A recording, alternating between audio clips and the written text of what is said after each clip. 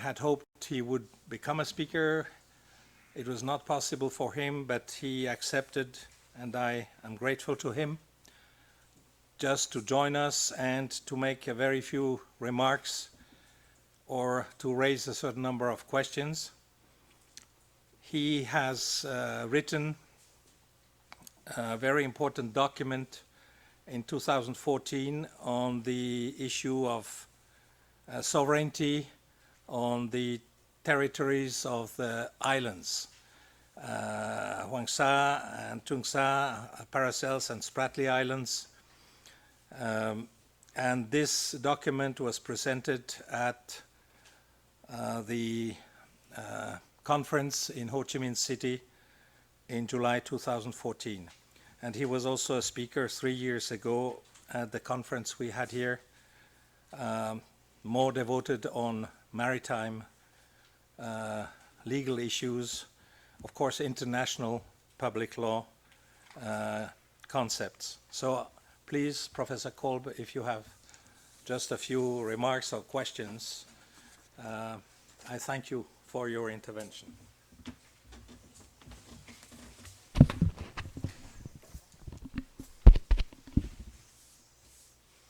I'm afraid you have to adjust the camera. Now, thank you very much, Maître Schifferli, to give me just the floor for some minutes. I don't want to interfere with the other speakers, which would be unfair on my part. Indeed, for a series of personal reasons, I could not prepare something specific for today, and that is the reason why I was not inserted into the speakers panel. Let me perhaps just make 3 remarks of a general nature, since in some minutes I cannot really go into specific points. The first one is really very general, but I'm concerned with that point. You have to be aware that when we speak about the issue which we are talking about today, we speak about high politics, we speak about issues which are staked on vital interests or interests which are perceived as being vital by states, and that is certainly a very important and also very visible part of international relations, but it remains the top of the iceberg at best. Very visible, very dangerous, because you see it also, it's white and shining, and if with your ship you go on it, you crash. But there is a high and important submerged part of the iceberg. In international relations, we deal not only with these type of questions, which are of high stakes and high pitch, we deal with many other types of questions. And it is important to say that because international law, as every legal order, it's the same for municipal law, whatever you want, is always somewhere in difficulty when you deal with matters where power interests are paramount. You can have that in constitutional law, you can have that in international law. Please do not think that these violations of international law, which we have pinpointed today and which are there, represent the full picture of international law. It is unfortunately always the idea which is conveyed in such conferences. By the way, I was happy that you raised the point because I wanted to do it otherwise on your part. You mentioned the ship, Greenpeace ship, which has been seized in by the Russians, and indeed the arbitral award in a matter which was vital interests. The arbitral award was executed by Russia. Compensation has been paid. Now, second aspect of this point on vital interests, we have since a certain time indeed a grab for land again in international law.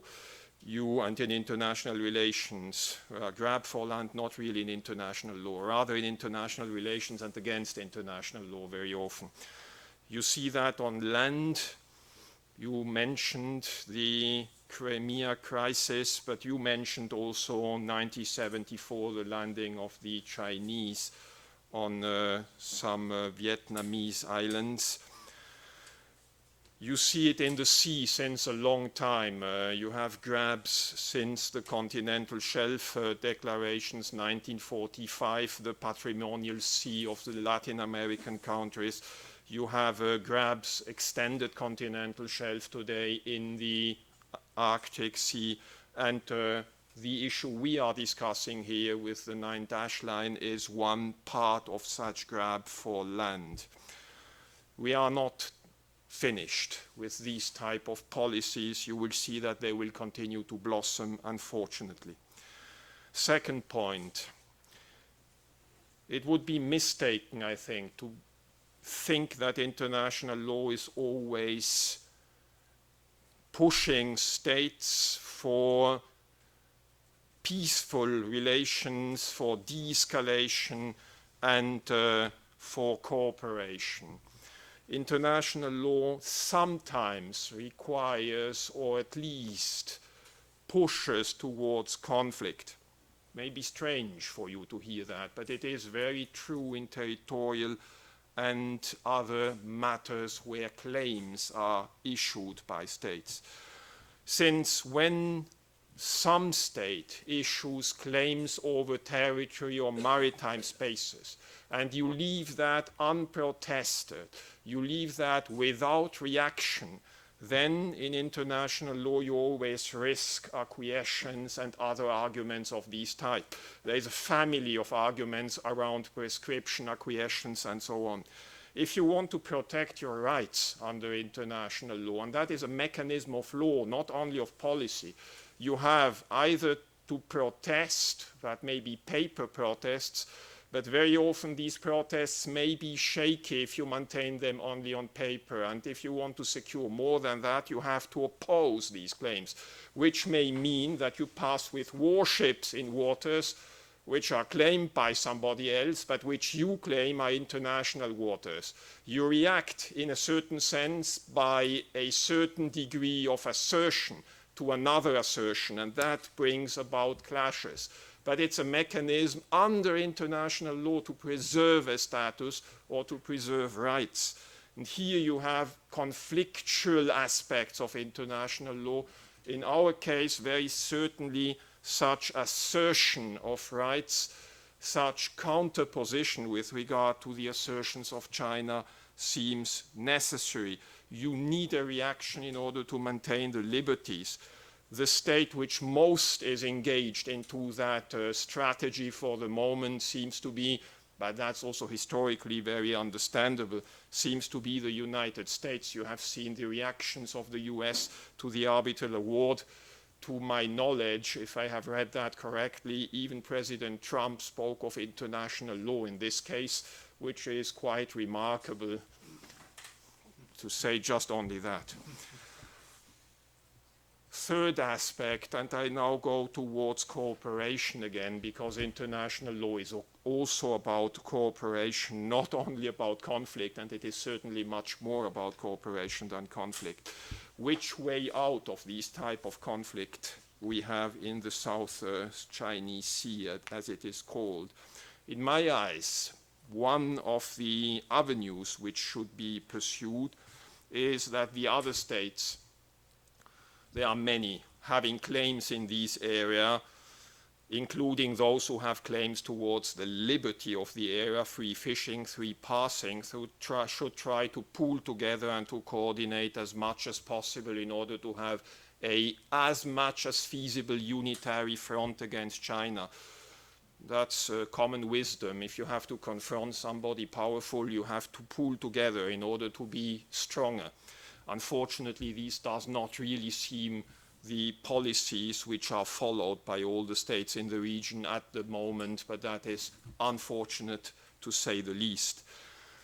Probably these other states could not only pool together, but perhaps even bilaterally try to solve their disputes by either negotiation or by having recourse to tribunals in order to delimit their areas, because all these different decisions by treaties which are adopted through negotiations, by decisions issued by international courts and tribunals, create facts for China, legal facts for China, and chart the area with legal buoys. I think this is the strategy which these states should pursue, legally speaking, knowing that in the long run, there is obviously an interest in an area which is there also for economic exploitation to find some degree of accommodation. You cannot economically exploit an area, which means making huge investments when there are such disputes as here. Therefore, you need in the longer run to compromise, and China will certainly also be sensitive to these arguments, because as long as there remains conflict there, investment and economic exploitation will be certainly not as good as it could be. And you have seen that the economics in China are also not as well functioning today as some years ago. So these are my remarks. The first just generally on international law and on its evolution, and then between conflict and cooperation as the aspects confronting claims and trying among the others to pull together and to find some solutions. Now a very last remark, which I should not make. I know it's not diplomatic, but I have to be pedantic because I'm a professor of international law. Please don't say that the convention is signed in order to say that the state is bound by it. The signature of a treaty does not bind the state, except when the signature in the short procedure is also a ratification. A treaty which is signed triggers only some minimum obligations under Article 18 of the Vienna Convention on the Law of Treaties. You have to say that the treaty binds a state, or technically that it is ratified. That is the only status which is important in international law. So now forget that, a small pedantic exercise on my part, and thank you very much.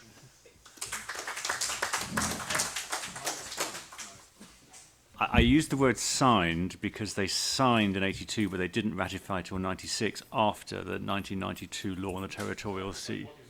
It's the ratification, yeah, you're right.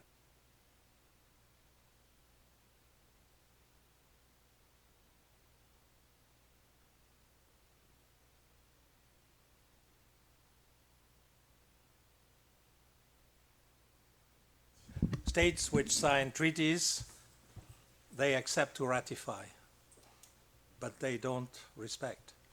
So you have all kinds of situations. And they have states which are not very keen to even to sign immediately, such as Switzerland, which is not really in a situation to sign immediately the specific treaty the European Union wants Switzerland to sign. So we will see what happens. The Swiss government should make a decision those days, so we will see. And in some states, even if the government signs, then you have the referendum. You can, I mean, the people can contest the acceptance before the signature or after the signature. So you have various situations in international law. Thank you very much, Professor Kolb of the University of Geneva, for being here and making some very appropriate remarks. One thing which struck me is, and that it is indeed true, that some principles of international public law regarding claims, sovereignty claims, territorial or maritime, may lead to conflicts and to clashes if you want to have your rights and claims respected. And that's one of the items of our conference. That is why now I mean, the next three speakers will deliver on specifically on this issue. Thank you, Dr. Casarini, for coming and delivering your speech now.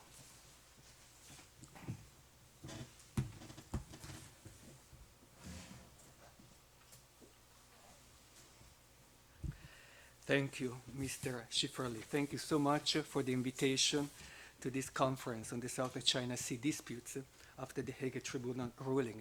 Great pleasure to be back in Geneva, especially in this place, La Maison de la Presse.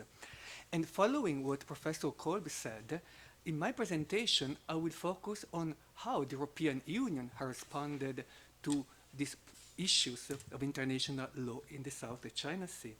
The European Union is possibly the international actor that more strongly supports international law compared to other big powers. A normative power that has been forced, and I will show it during my presentation, to adopt other initiatives in the South China Sea, because sometimes, as we are discussing today, law, international law, is not sufficient to reach a desired objective, be it peace or even sometimes just the respect for this international law. So my presentation will be more on the side of power, but I think it's a perfect continuation of the intervention that we had Professor Kolb. That, by the way, we were students together 20 years ago at the Graduate Institute, and I congratulate your position as Professor of International Law. And so, as I said, my presentation will focus more on the European side.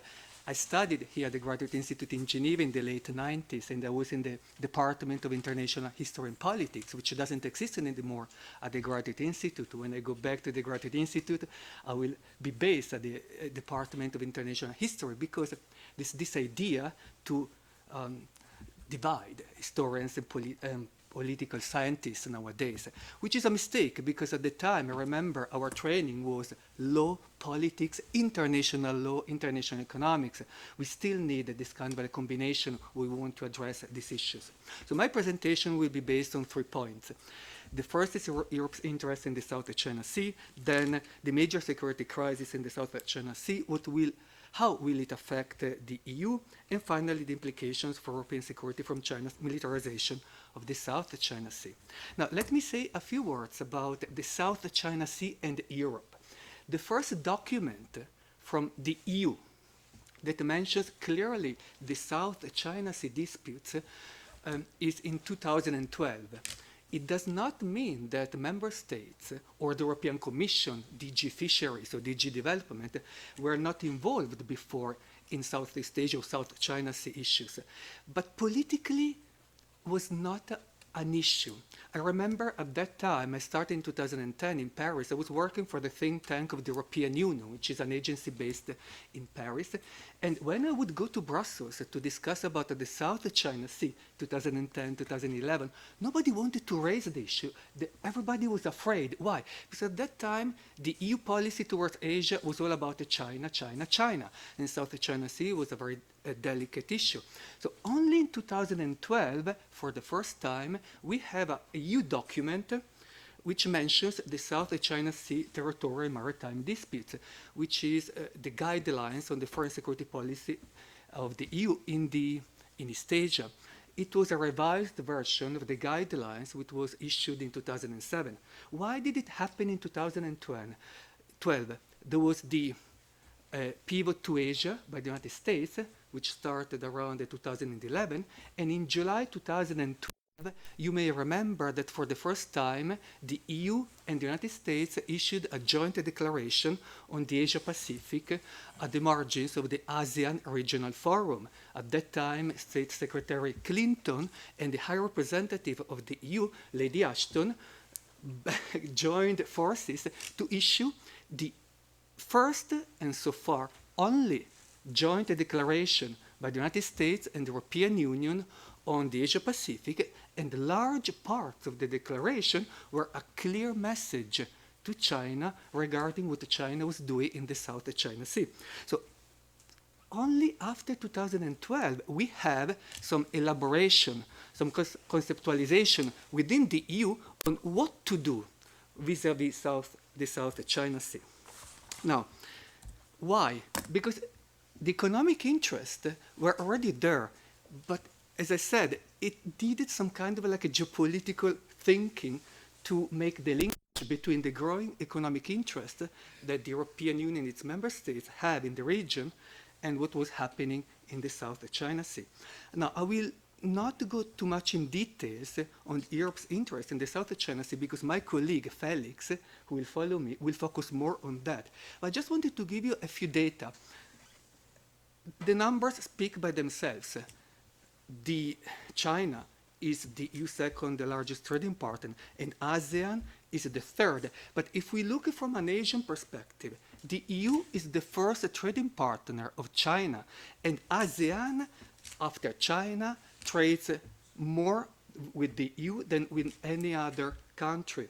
And the Europeans are the largest investors in ASEAN. So which means that from an economic perspective, we Europeans have so much at stake that it was becoming a bit like incomprehensible not to have a more prominent presence of the Europeans in the region. From an economic point of view, data also show that European economic interests are more important than American interests in Asia because it suffices to look at the numbers. Hence, there is a strategic interest by the European Union and its member states to enforce peace, regional stability, and freedom of navigation and overflight in the South China Sea. But I'm going to show you also another perspective, which Felix probably will also mention more. We speak about economic interests, which are trade, investments, but the Europeans, in particular in Southeast Asia, are those that sell more arms. In fact, and I don't want to go too much into that, when it comes to countries like Indonesia, Malaysia, Singapore, and to some extent also Vietnam, the Europeans capture a larger part of the defense procurement budget than, let's say, the United States. So this is also an indication that, in my last point, unfortunately, but as Professor Kobo was saying, we sometimes have to speak truth to things. Some tensions, a little level of tensions, profits to Europe's defense sector, which is an important part of European exports to the region. So I just wanted to make sure also that we also get the full picture, that there are some actors, European actors, that profit from some tensions. And of course, I'm not saying that they will be happy if a conflict erupts, but there are some different considerations from different actors. Now, how would a major security crisis in the South China Sea affect the security position of the EU? To give a full answer, we have to go through an overview. What is the EU in Asia? Teresa already mentioned the idea that the EU is mainly a soft power.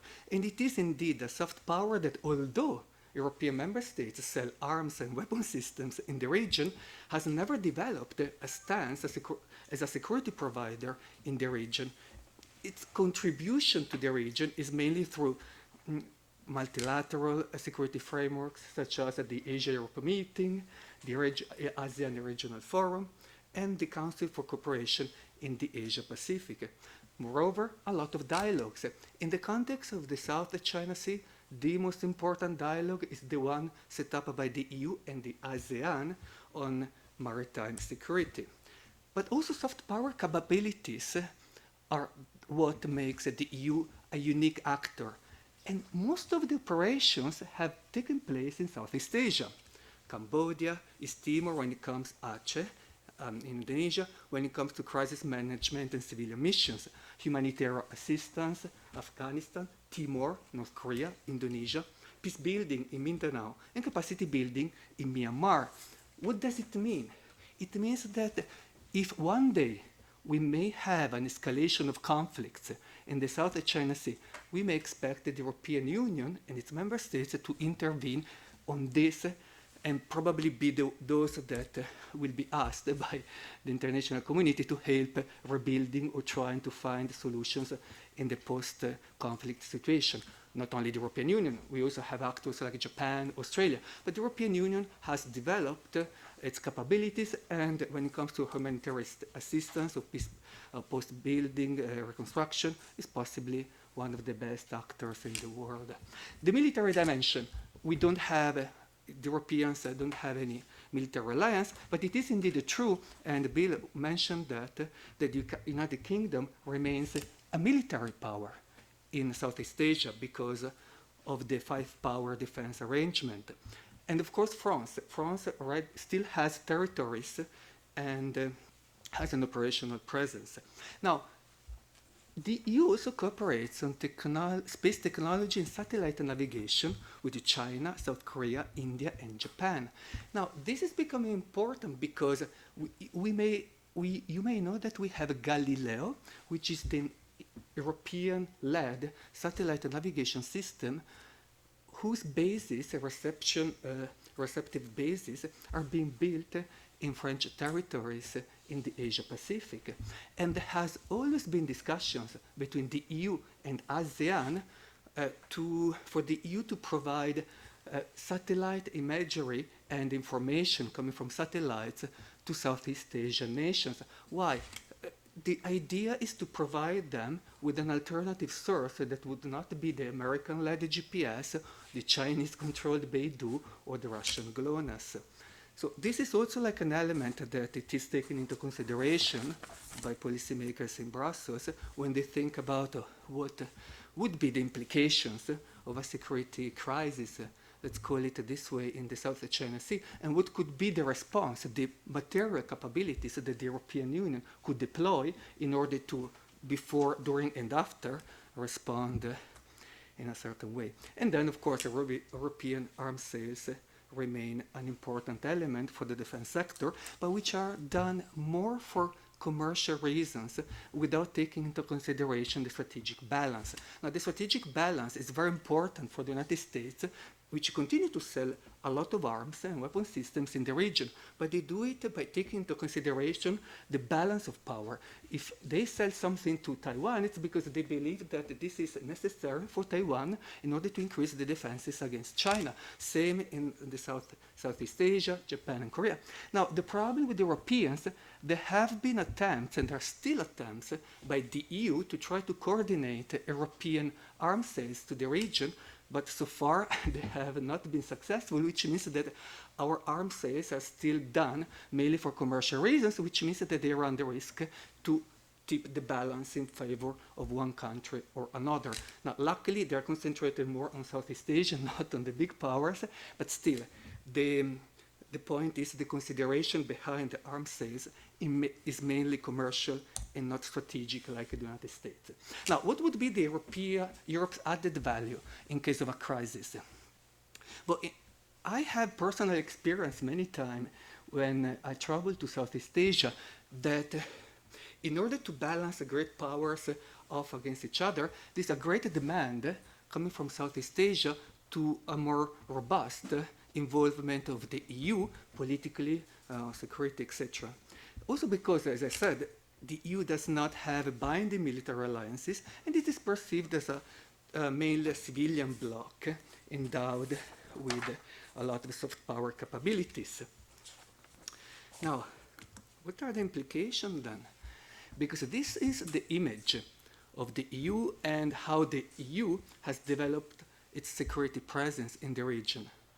What would have been the implications of China's militarization of the South China Sea? Now, here are like a few points that have been explained very well by Bill, the first intervention, so I don't want to go through again, but we know what the problem is Chinese claims unsupported and not recognized by UNCLOS, the United Nations Convention on the Sea, and the Hague Tribunal, which reiterated we said clearly that Chinese claims are not supported by international law. The European response has been mixed. On the one hand, we had the EU level, Federica Mogherini, the High Representative, which issued what also Teresa mentioned, a mild declaration. What does it mean, a mild declaration? In no part of the declaration there is mention of China. Unlike other countries, Japan, even India, the United States, of course, Australia, they issued declarations after the Hague Tribunal ruling. The European Union did the same, but without mentioning China.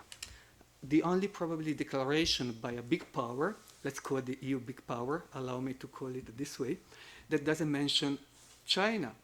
And that's why the interpretation has been that Beijing, China, intervened to block the declaration. Now, they didn't succeed, but eventually they succeeded in having 3 countries to water down the declaration. Now, in the case of Croatia, to be honest, the issue was not mainly China, but other disputes, other issues that people that know international law know better than me. Croatia had problems in accepting the declaration for other reasons than China. But eventually, Croatia joined Hungary and Greece that instead watered down the declaration because they did not want to send too strong a message to China. So the final declaration was mild. At the same time, the EU tried to save the face by continuing to offer its services being available to facilitate ASEAN-China dialogue on devising a code of conduct for the South China Sea. Now, while the EU level was unable to take a strong stance, a strong position vis-à-vis China, something different happened at the level of the member states. Now, at the Shangri-La dialogue in 2016, we had the famous now declaration by then Defense Minister of France, Geneviève Le Drian, that was encouraging at that time EU to undertake regular and visible patrols in the area. It took some time, but now we're coming to that. In June 2018, last year, there was a French maritime task group together with the UK helicopters and ships that joined the United States and other countries sailing naval vessels for the international waters in the South China Sea. Important to underline, and again, before was already mentioned, on board of one of the French vessels last year, there were some representatives from other member states, Germany, Italy, Denmark, as well as a representative of the External Action Service, which is Europe's diplomatic corps, and it was someone from the COASI. COASI is the working group on Asia, made up by the member states. Now, this is the French contingent. We can say that the Europeans are arriving in the South China Sea. Now, what will be the main difference? The Europeans are not doing what the United States are doing. The main difference is that in order not to challenge too much Chinese claims, or at least not to challenge too much Chinese sensitiveness on the issue, the Europeans have so far refrained from sailing within 12 nautical miles from disputed features in the area, unlike the United States. Now, the United States do it for many reasons, but this was a message that the Europeans wanted to send. We don't want to conduct something that would be perceived by China as too offensive. Again, in the case of Europe, there's also this fear of doing certain things that could have some retaliation from China to the European Union, given that you and China are important economic partners. However, although there was this position not to offend too much the Chinese, in 2017, the French operation also went to Taiwan. And they did it because they wanted to send a certain message to China, to demonstrate that the actions were not directed against China. I think this was an effort, a diplomatic effort by the Europeans to strike a balance. That's quite typical of the Europeans. On the one hand, you want to send a message to Southeast Asia, South China, to the countries around the South China Sea.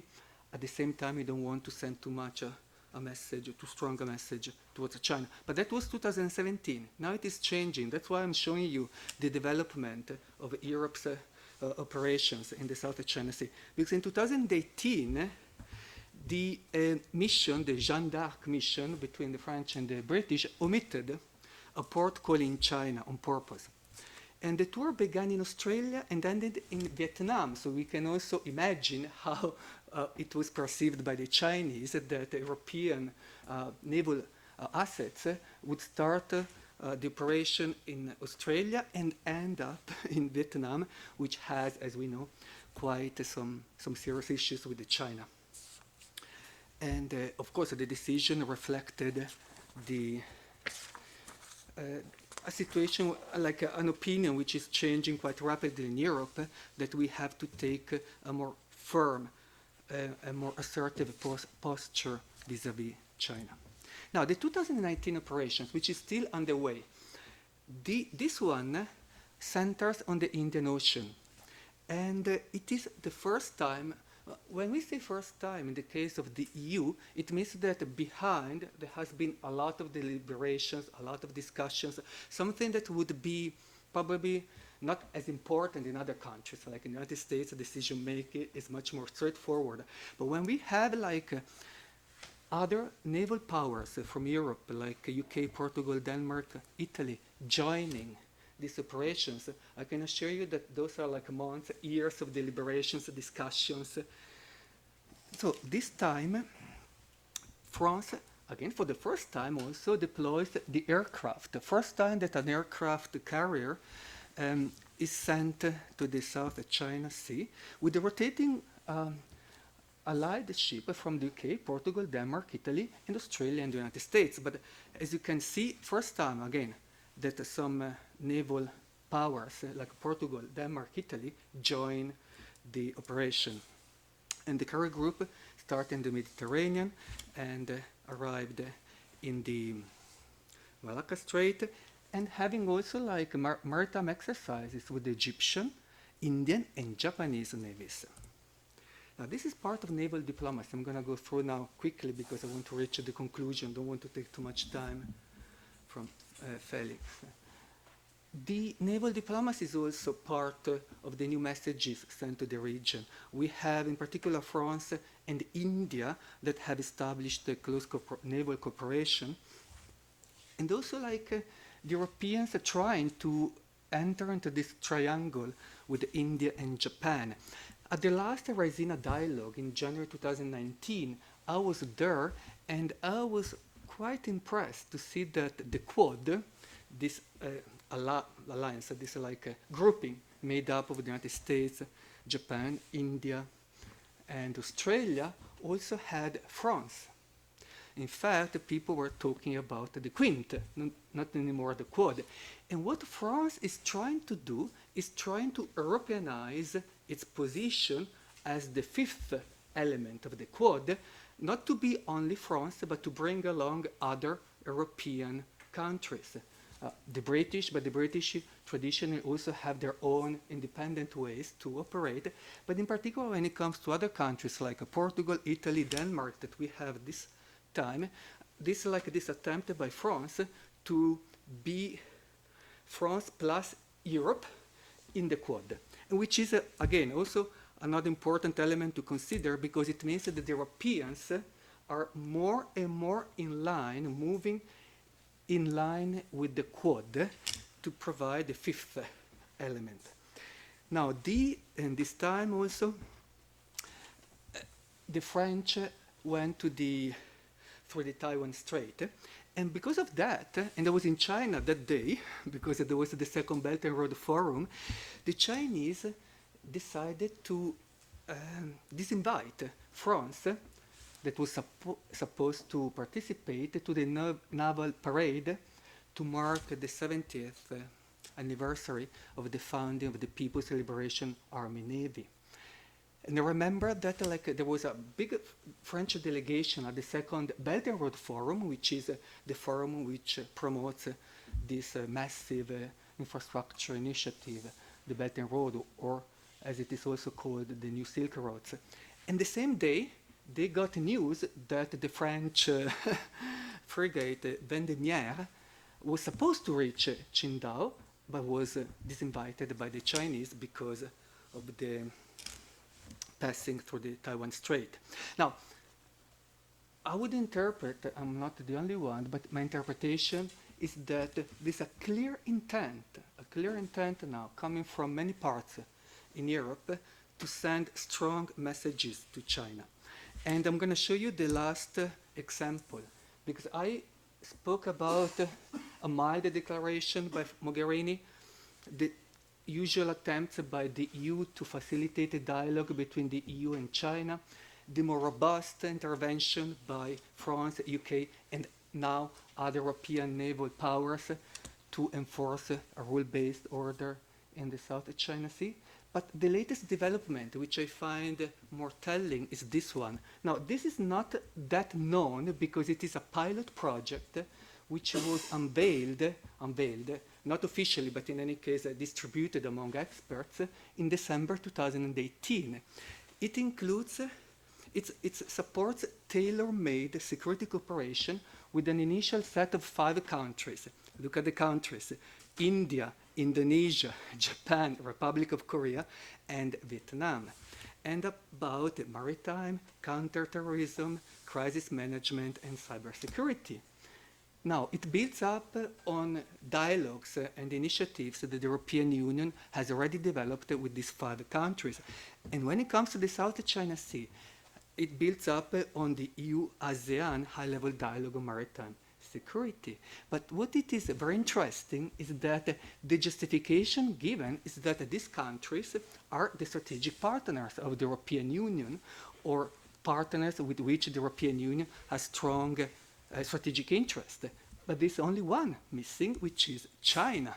Now, it is, of course, a pilot project. It could evolve. Maybe one day China will be included. But I think that it is also a clear indication that the European Union, and this is my conclusion, is shedding its traditional stance of neutrality in the South China Sea, and it is more and more taking the side of the Quad, or the, I wouldn't call it international community. It is taking the side of those countries more concerned about the rule-based order, and also interested, willing to support international law when it is not fully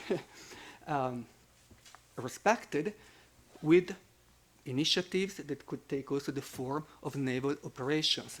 So this is like my conclusion. This is like this growing willingness within the EU, a normative power, possibly the most important normative power in the world, to adopt more and more the force or power politics elements of other countries to enforce international law.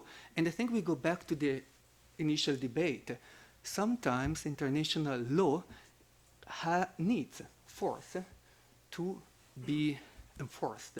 And I think in this case we have the European Union and the member states that are adopting this approach more and more in the South China Sea in order to defend the rule-based order in the region. So thank you so much for your attention.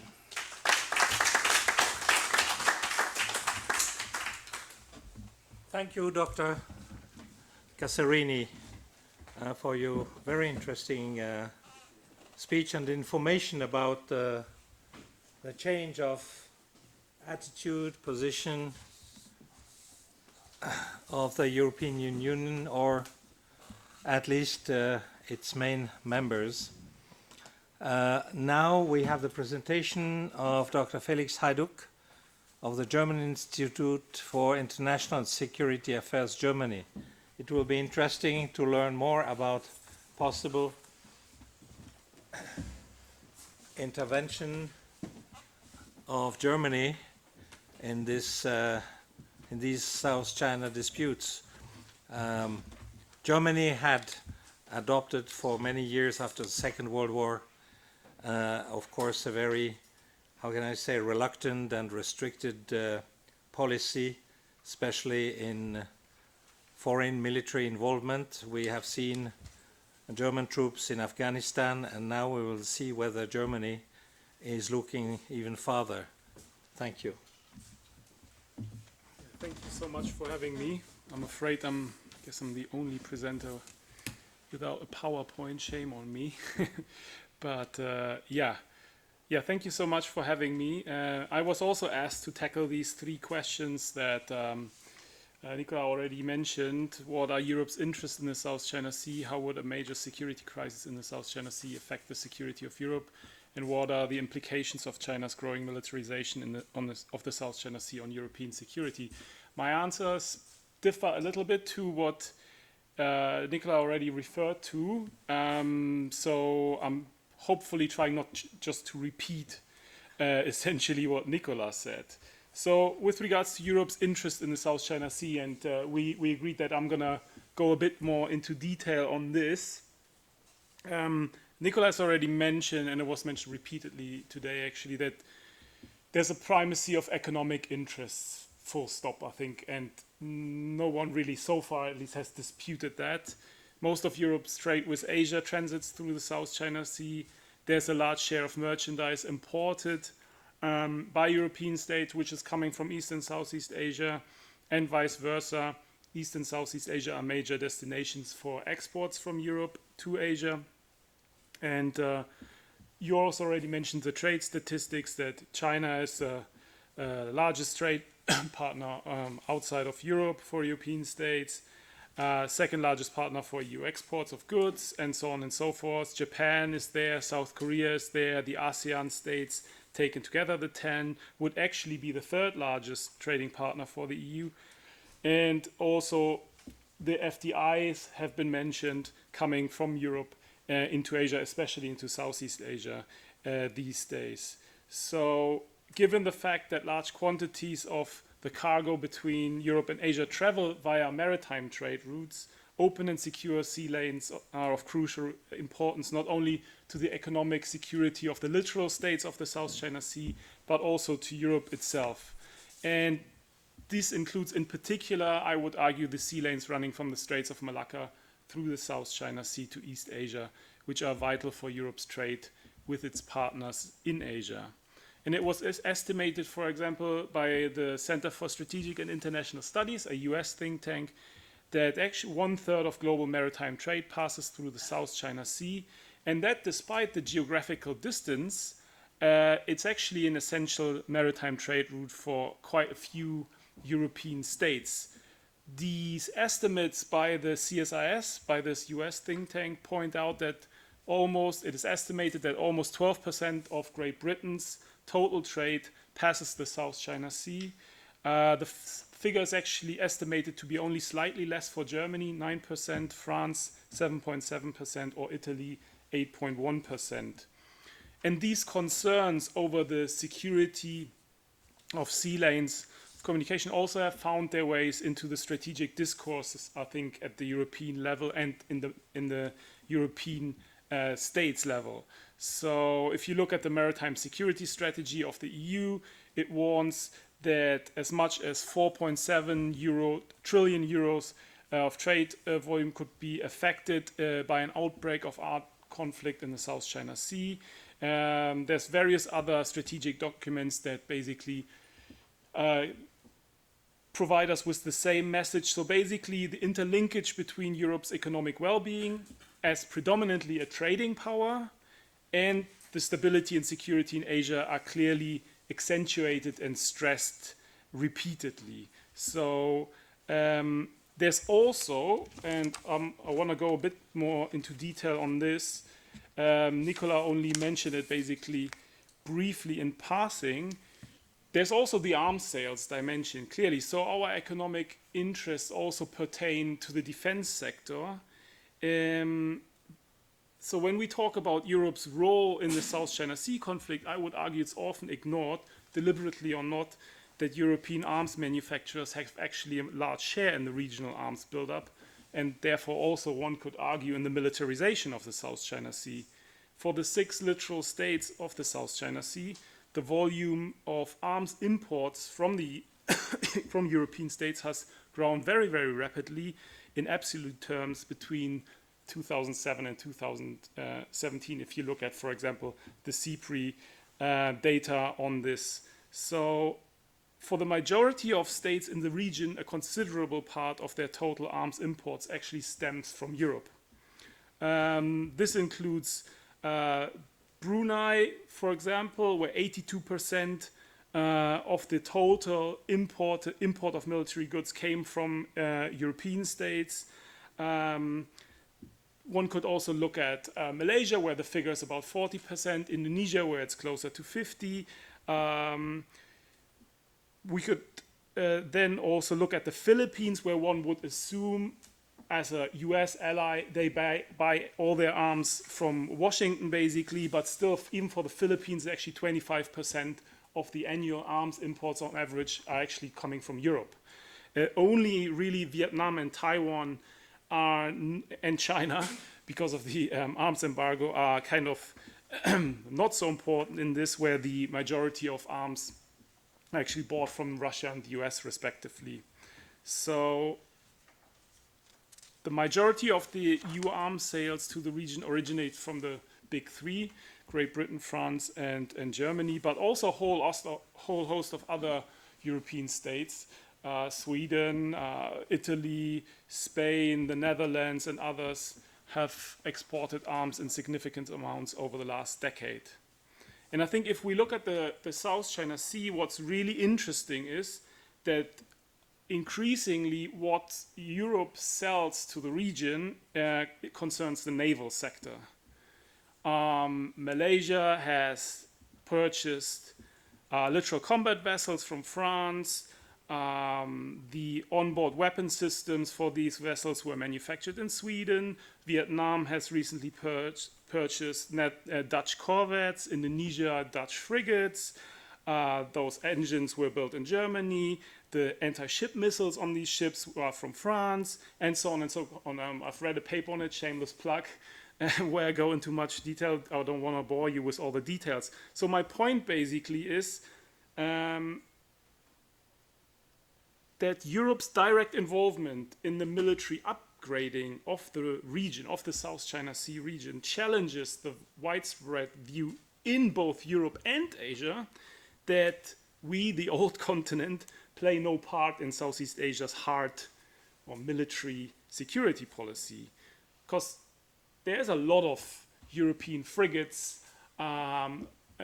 corvettes and submarines and so on and so forth in the South China Sea. They're just not manned by European crews. What I also want to say when we talk about economic interest and specifically about arms sales is that my argument is there is no strategic dimension to it so far. That so far the arms export policies of European states have by and large been dominated by commercial interests. And the strategic impact of what we sell to the region, what difference we make to the military balance of the region, to what difference we make through it on regional security, and all these questions have been widely neglected. So actually, more so, in reality, European states have often acted as competitors over lucrative arms deals in the region rather than forge some sort of coherent or strategic approach. So this is basically, in a nutshell, what I wanted to say on Europe's economic interest with regards to the South China Sea. And I think this is still the primary factor here. However, I think this primacy of economic interest in the region does not negate a security dimension and does not negate security interests by Europe. Because in the view of many in Europe, it is what they refer to as the rules-based international order with clear standards, clear norms, which has ensured peace and stability and prosperity also in Southeast Asia and in the wider Asia-Pacific region. And China, in this view, increasingly is violating these norms and standards, especially in the South China Sea, and we've talked about it a lot today. So in this view, there's an endangerment of regional security. And if you look at, for example, this year's Shangri-La dialogue and the speeches, for example, by UK Defense Secretary Mordor, you see that she, and I quote her directly, the enforcement of these standards and norms have delivered peace and prosperity, and that therefore the Royal Navy shall continue its unbroken presence in the region to safeguard these norms and standards. Same if you look at the speech by French Defense Minister Florence Parly at this year's Shangri-La dialogue. First, she jokingly referred to bringing a full carry a strike group with her to Singapore, but then in earnest continue to talk a lot about France's willingness to engage in more power projection, hard power projection, naval power projection in the region to safeguard France's interest in the, what she referred to, Indo-Pacific. So what is the strategic rationale behind this? If we look at France, and I think France is a really important example because what Nicola already alluded to, that there is this push to, or this attempt to Europeanize France's outlook on the South China Sea to the European level at the moment. So I think it's worth spending a minute or two on France's strategic rationale with regards to the South China Sea. And what my take is from speaking to French officials, but also from diving into the relevant strategic documents, is that basically ever since the Defense White Paper was published in 2013 in Paris, that Paris has regarded the region as a crucial geopolitical entity for French interests. Why? One, because of the growing economic interdependence between Europe and Asia and so on. So you have the primacy of economic interest. But then I think it gets a bit more interesting. Secondly, security of global sea lanes of communications. Okay, we've also talked about a lot of this. But then thirdly, I think this is really interesting. It says, I quote, that Paris has a duty to protect its citizens in the Asia-Pacific countries, whose number has increased by 220% over the last 20 years, almost as large as the French population in sub-Saharan Africa. So then fourthly, we have references a lot in French strategic documents to French overseas territories in the Indian Ocean, Réunion, for example, and in the Western Pacific, for example, French Polynesia and New Caledonia, which together hold almost 1.5 million French citizens. So essentially, I invite you to look at Ms. Parly's speech at Shangri-La this year, because she described France as an Indo-Pacific country. And I think this is something new. This is something, if we talk about Europe's interests and Europe's role in the South China Sea, we really have to pay attention here. And then, of course, I don't want to repeat what Bill already said this morning. You have Great Britain, which has a not an identical outlook, but a very, very similar kind of take on power projection and self or role conception of itself as an Asian Pacific power. Now, but then you have other countries, Germany, for example, my home country, where I'm not so sure about this, to be frank. Can discuss this more later, but yes, there was the invitation that was taken up by the German government to send one naval officer to the Singapore Navy Information Fusion Center from 2020 onwards. And there's also talk about a German naval ship, Teresa already alluded to this some time ago, sailing through the Taiwan Strait in the future. There was a Politico article on this. Honestly, I'm not so sure whether this will materialize anytime soon, especially because the sources are always defense ministry sources, not so much government sources. And if you look at German foreign policy making, especially vis-a-vis China, it's always Merkel, it's always Chefsache, as we say in German. It's the boss's domain, not the defense minister's domain. So what I would argue, and here I differ from my esteemed colleague, Nicola, I would argue that those in Europe actively seeking to play a military role in the South China Sea are actually far and few between. And those that would seek active involvement in the case of a military conflict in the South China Sea are even fewer, if they are existent at all in Europe.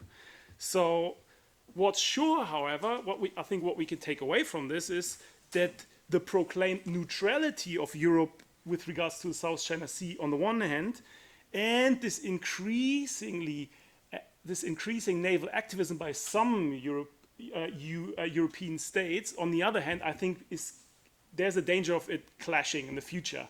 And and I think European policy makers will have to come to terms with it.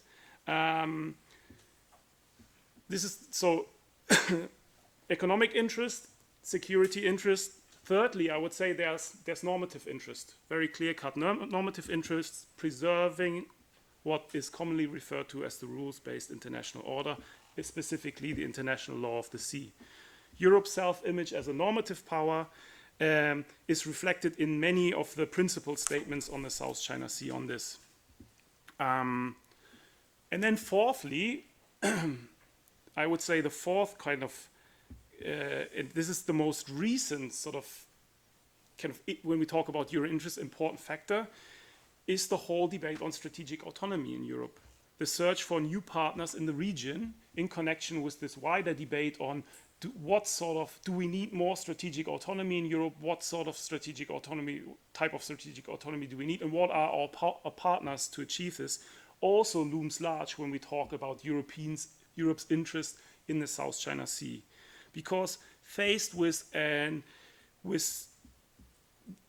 parts of, at least of the multilateral order and international law increasingly being challenged by Beijing, coupled with increasing doubts in Europe about the reliability of the United States as an ally, of the other hand, between these poles, this has created this new urgency in this debate on strategic autonomy. And more so than also Europeans increasingly, when they think of Asia and Asian security, think not exclusively about China anymore, but we also try to have a more coherent approach, not an exclusively China-centric approach. So to conclude my part on European interest, I think there's still the primacy of economic interest, but it doesn't end there. And this is a recent development that we have security interests that are clearly articulated, at least by leading European states. We have the normative dimension to it, and we have the search for new partners and more strategic autonomy. All of this mix, I think, in many ways comes into play when we want to understand European foreign policy making on the South China Sea. However, it should also be clear, this has also been said, that when we move from interest to power capabilities, Europeans' limitations, especially in the hard military or defense sector, become clear rather quickly. Unlike other external actors, like obviously the US and others, European powers, with the exception of a comparatively small French and British Navy presence in the region, lack any significant hard or military power capabilities. So, second question, how would a major security crisis in the South China Sea affect the security of Europe? I think your point was great, Nicola. We are not member of any of the existing security alliances in Asia. So formally, there's no risk of us, any of the European states being trapped, quote unquote, in a conflict due to being a member of a military alliance with any of the conflicting parties whatsoever. Quite the contrary, actually, for the most part, European states have avoided taking sides in the South China Sea disputes for the most part, and do not really hold any positions on questions of territorial sovereignty. How I would argue, though, European policymakers would be well advised to take note of the possibility that if they were to regularly dispatch Navy ships to the South China Sea, that this raises the risk of becoming involved in unintended accidental military clashes due to miscalculation or whatever. The risk, I would argue, is fairly low, but still there's a possibility. And if one were to advise policymakers, I think this is something one would need to raise. I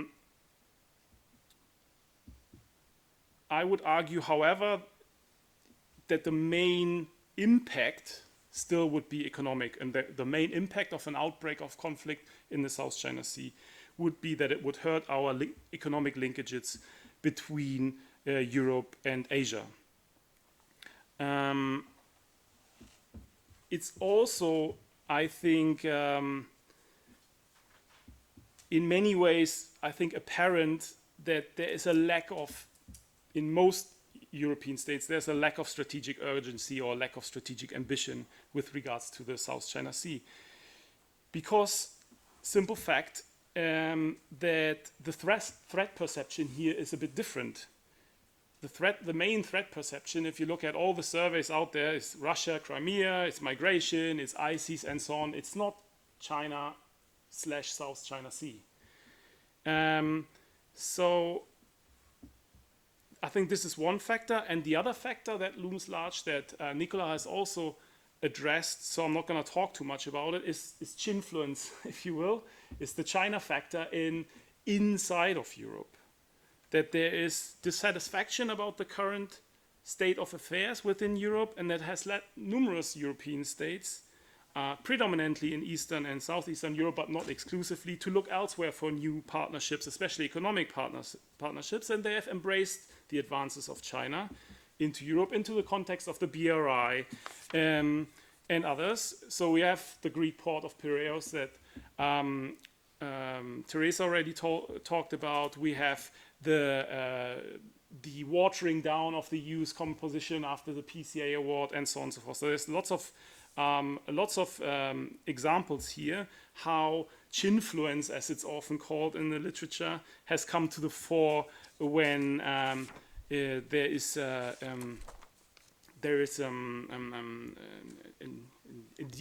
when there are divisions within Europe over how to move forward with regards to the South China Sea. Some of it actually, my colleagues haven't really talked about it, but this, I'm pretty strong on this. Some of it is actually our own fault, right? You can't tell the Greek government to privatize its harbors and then complain later that the Chinese buy the harbor.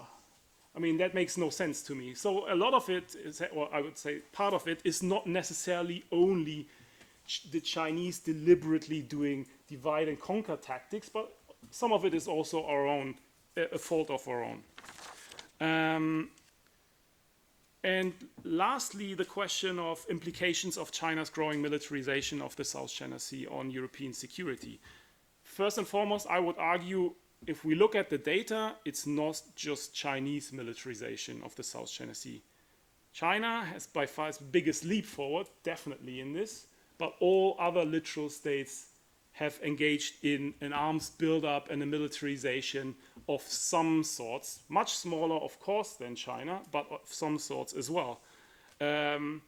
So all other conflict parties have shown a similar behavior, but albeit at a much lesser level. Therefore, in my view, the first and foremost implication of a militarization of the South China Sea lies in the risk of armed conflict increasing because of the region moving towards a security dilemma. A security dilemma, for those of you not familiar with this term, which kind of originated in security studies, describes a state of affairs in which attempts by states to increase their own security, for example, by building up their own military, or by entering alliances with military potent states, can, regardless of their intention, create insecurity to other states, as they are perceived by other states as potentially threatening their own security. And I think I'm very worried, and I think this is also where I differ with Nicola.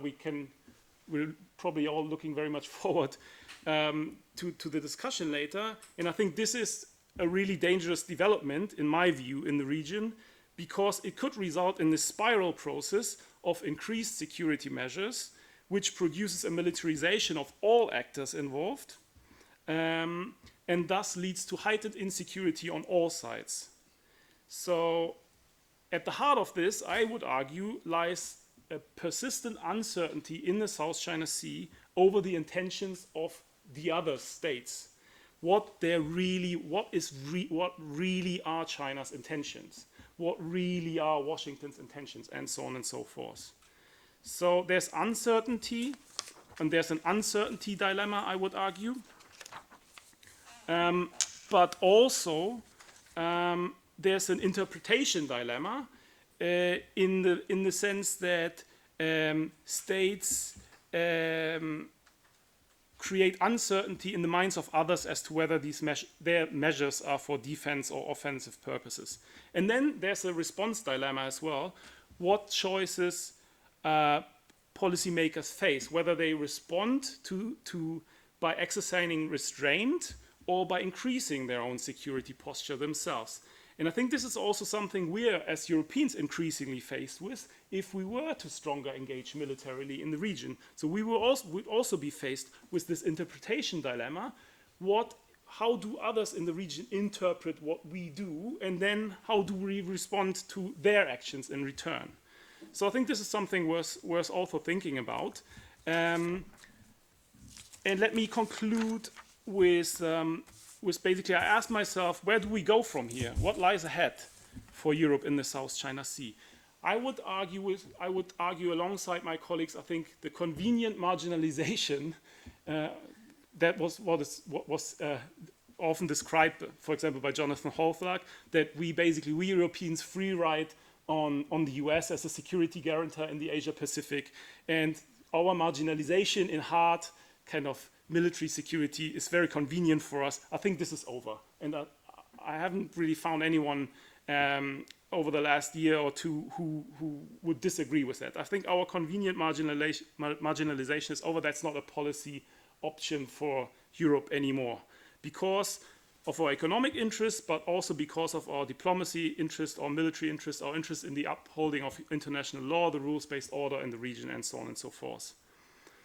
Also because there are doubts in Europe over to what extent our interests actually, our very own interests actually still align with those of rising powers, quote unquote China, and also old allies like Washington in the region.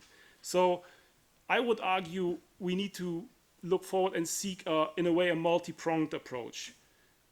Yes, we are, as Europeans, we are first and foremost a market power, an economic power, so we can use FTAs and other, so to say, economic instruments to bind regional partners closer to us, i.e. FTA with Vietnam is a good example.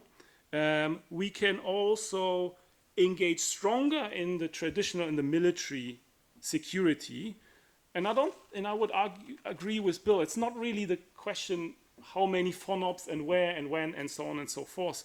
I would argue it's more about trust and confidence building in the region through naval diplomacy. That's where I see more the focus. Then, of course, classical diplomacy, support for the code of conduct, and so on and so forth to, in a way, help reframe this conflict, which so far follows a zero-sum logic. Either I own islands and exclusive economic zones, or the others own them, to help reframe this conflict away from this zero-sum logic. Also then the legal dimension support the upholding of international law. The big question to me, however, at the moment is where are we heading in case of how we conceive and then act upon the South China Sea conflict. If France were to able to Europeanize its Indo-Pacific strategy in the coming years, it's also clear that then China is deliberately not part of this idea of the Indo-Pacific. And I'll leave you with this question. What does this mean for us, for our own interests, if we de facto were to promote an exclusivist security order in the region? Thank you.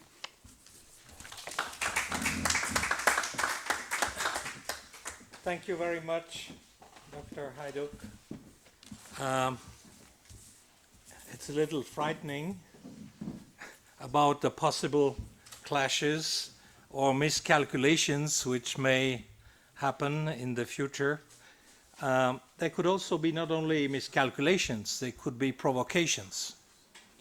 Provocations by some states involved, and we think, of course, mostly about China, provocations to see what would be the reactions of the other involved states.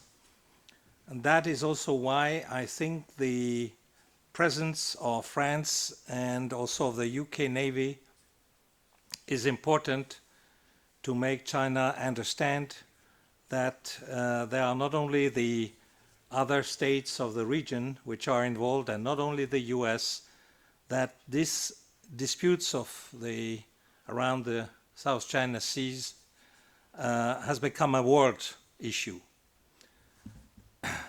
Captain James Fannell will probably give us also a very clear picture of the growing Chinese militarization of the whole zone. Thank you.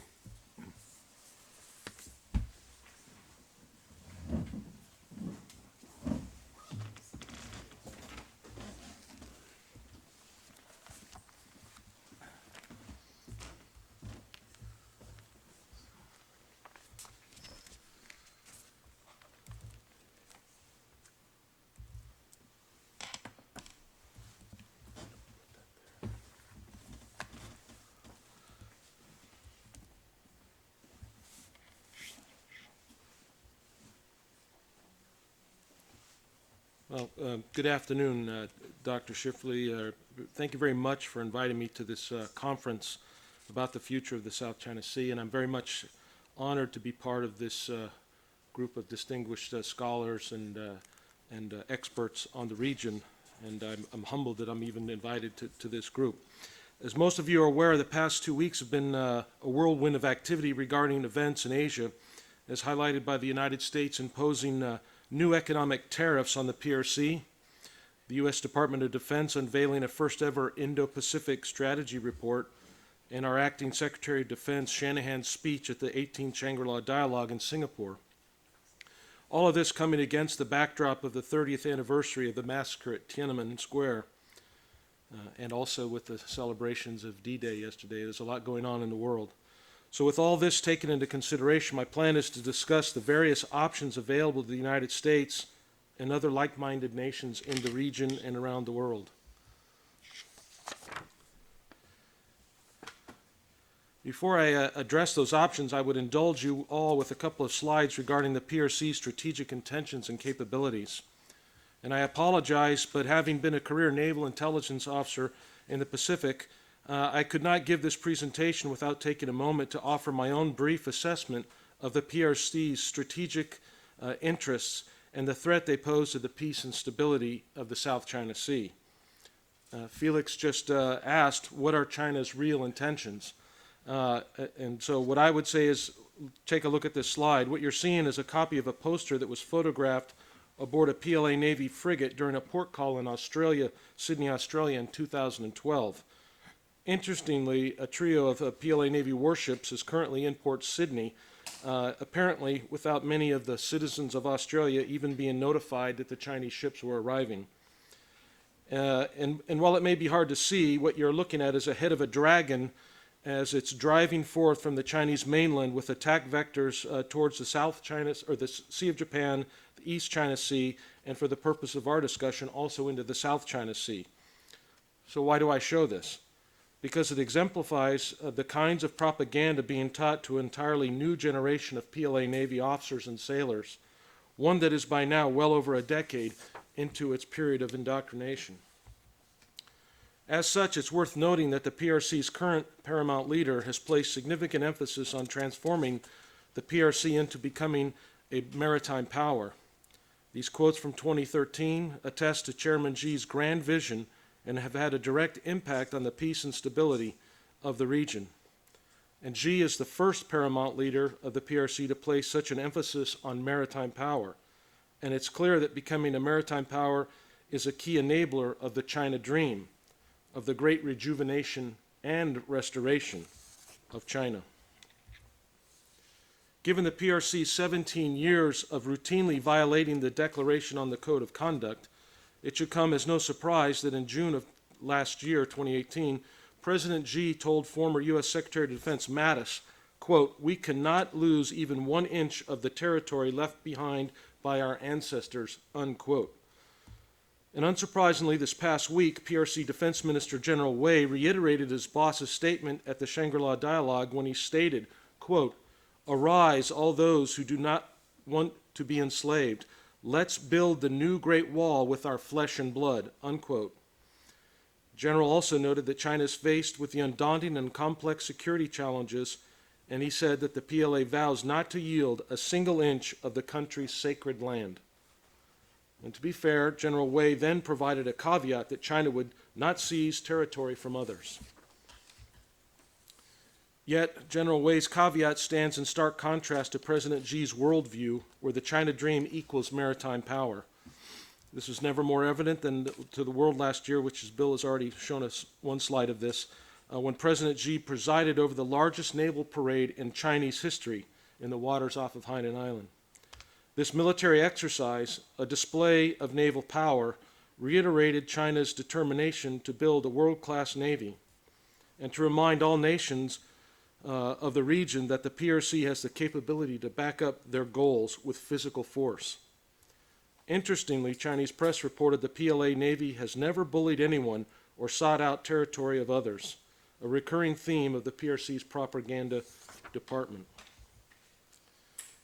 However, it seems clear the building of these 7 artificial islands was not just a haphazard selection of reefs, shoals, and atolls. Take a look at this chart, which happened to be provided to me by the Swiss Ministry of Defense J2, which very clearly shows how these islands are arranged in 2 concentric triangles that provide mutually overlapping operational support.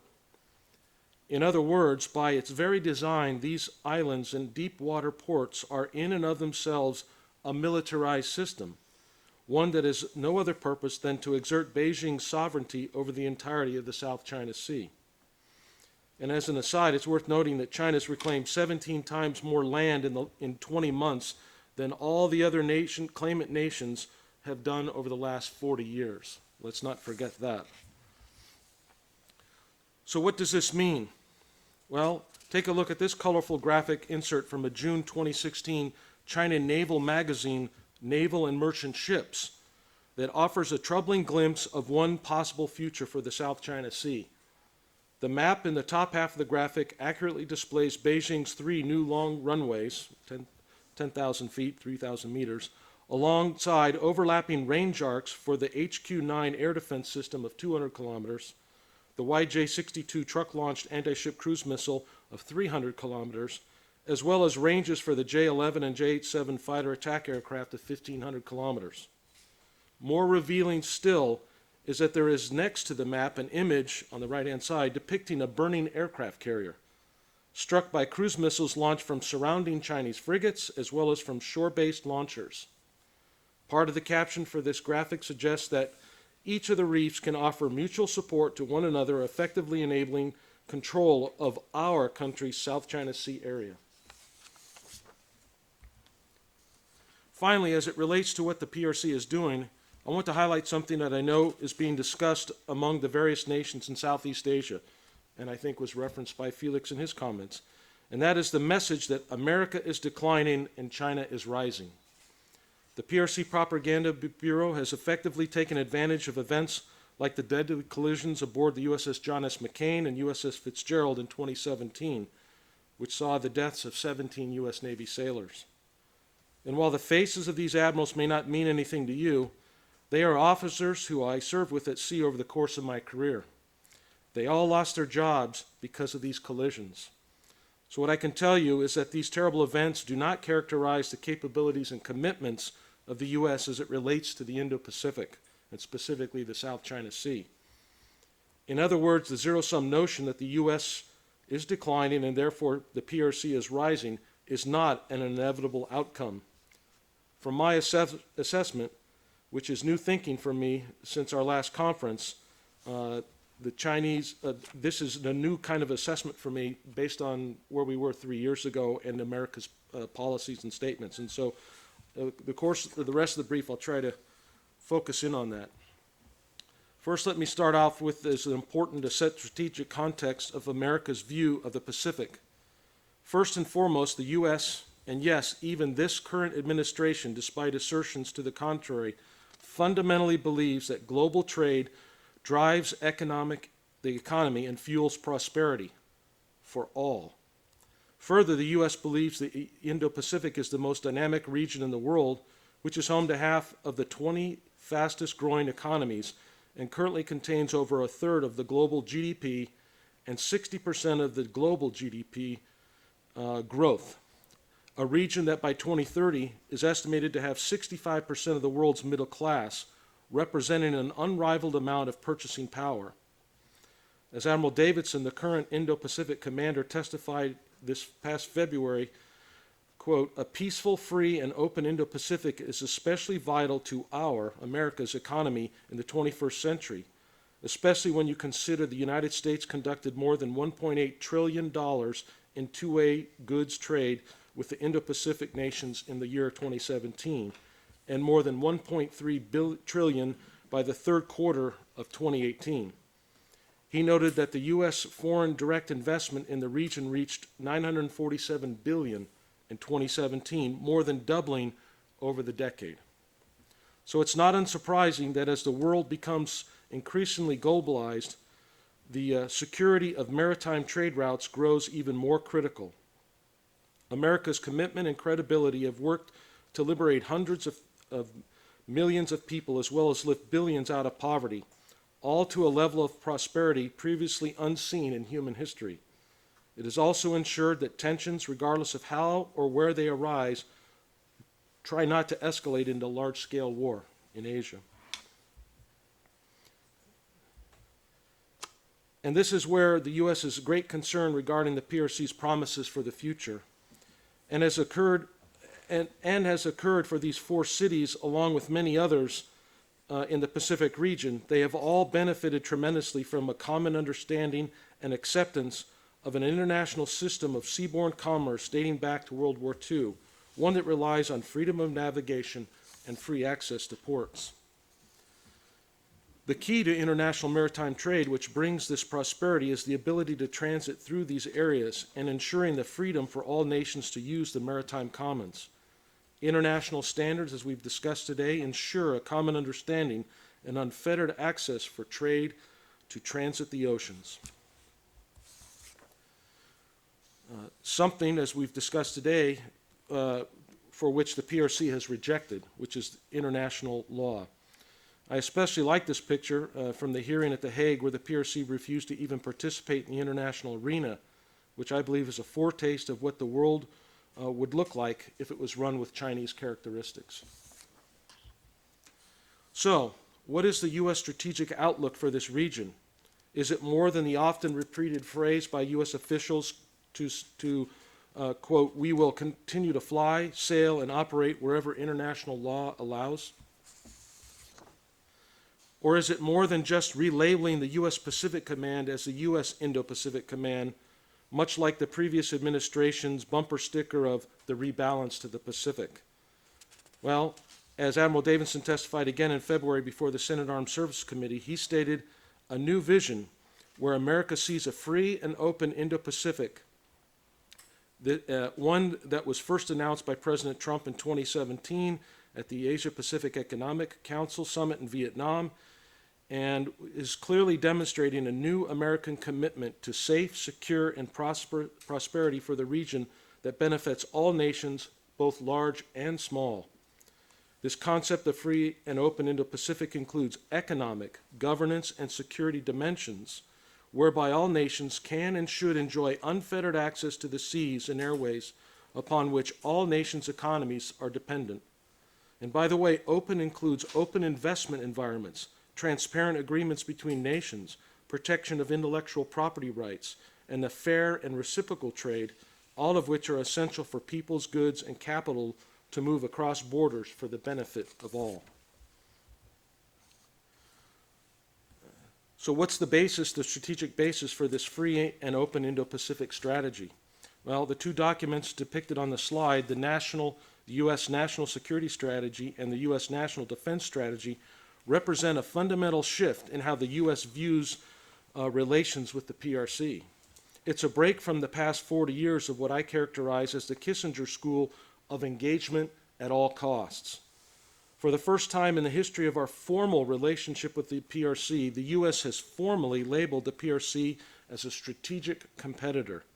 Further, the National Security Strategy states China and Russia are challenging American power, influence, and interest, attempting to erode American security and prosperity, that they are determined to make the economies less free and less fair, to grow their militaries, and to control information and data to repress their societies and expand their influence. These strategic documents also state China wants to shape a world that is antithetical to U.S. values, and I would say international values and interests, and seeks to displace the United States from the Indo-Pacific region. It also calls out the PRC's efforts to build and militarize outposts in the South China Sea, characterizing it as one that endangers the free flow of trade, threatens sovereignty of other nations, and undermines regional stability. The strategy also asserts that China has mounted a rapid military modernization campaign designed to limit U.S. access to the region and provide China a freer hand. Bottom line, China is a strategic competitor that uses predatory economics to intimidate its neighbors while militarizing features in the South China Sea.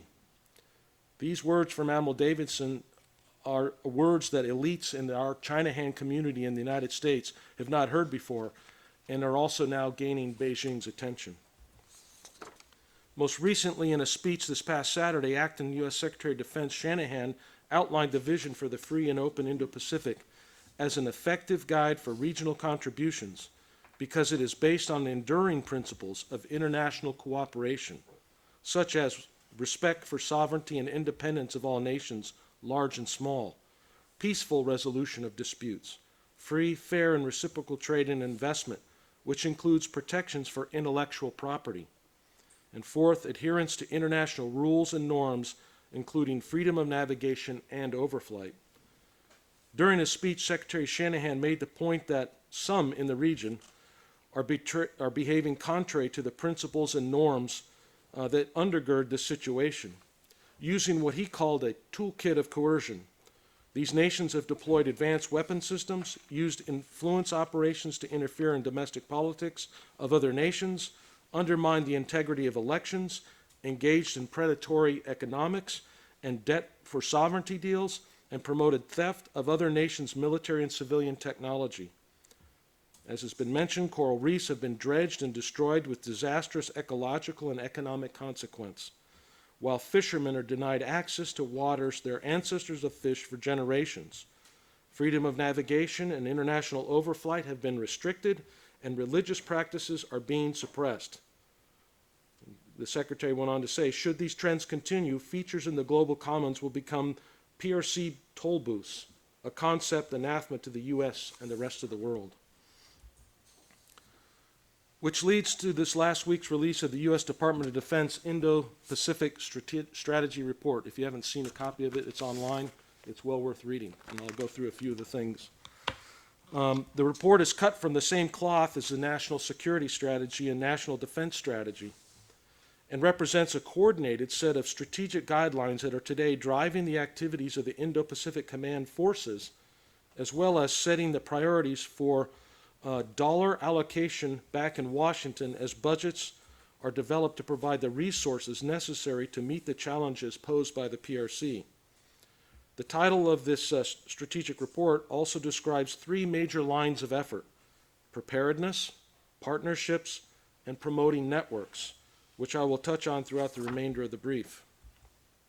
Before moving into those three, it's worth remembering that the U.S. Indo-Pacific Command is the largest unified military force in the region, with nearly 400,000 personnel, over 2,000 aircraft, and the largest single fleet in the world, the U.S. Pacific Fleet.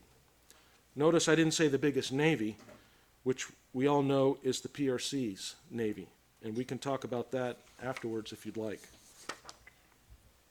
One of the key highlights in this report is four focus areas, and these are increased joint lethality by developing and fielding capabilities necessary to deter aggression and prevail in armed conflict should deterrence fail. Enhanced design and posture by adapting from historic service-centric focus on Northeast Asia only to a more integrated joint force blueprint that is informed by the changing threat environment and challenges the 21st century across the entirety of the Indo-Pacific region. Exercise, experiment, and innovate. These are targeted innovation and experimentation will evolve the joint force while developing asymmetric capabilities to counter the adversary.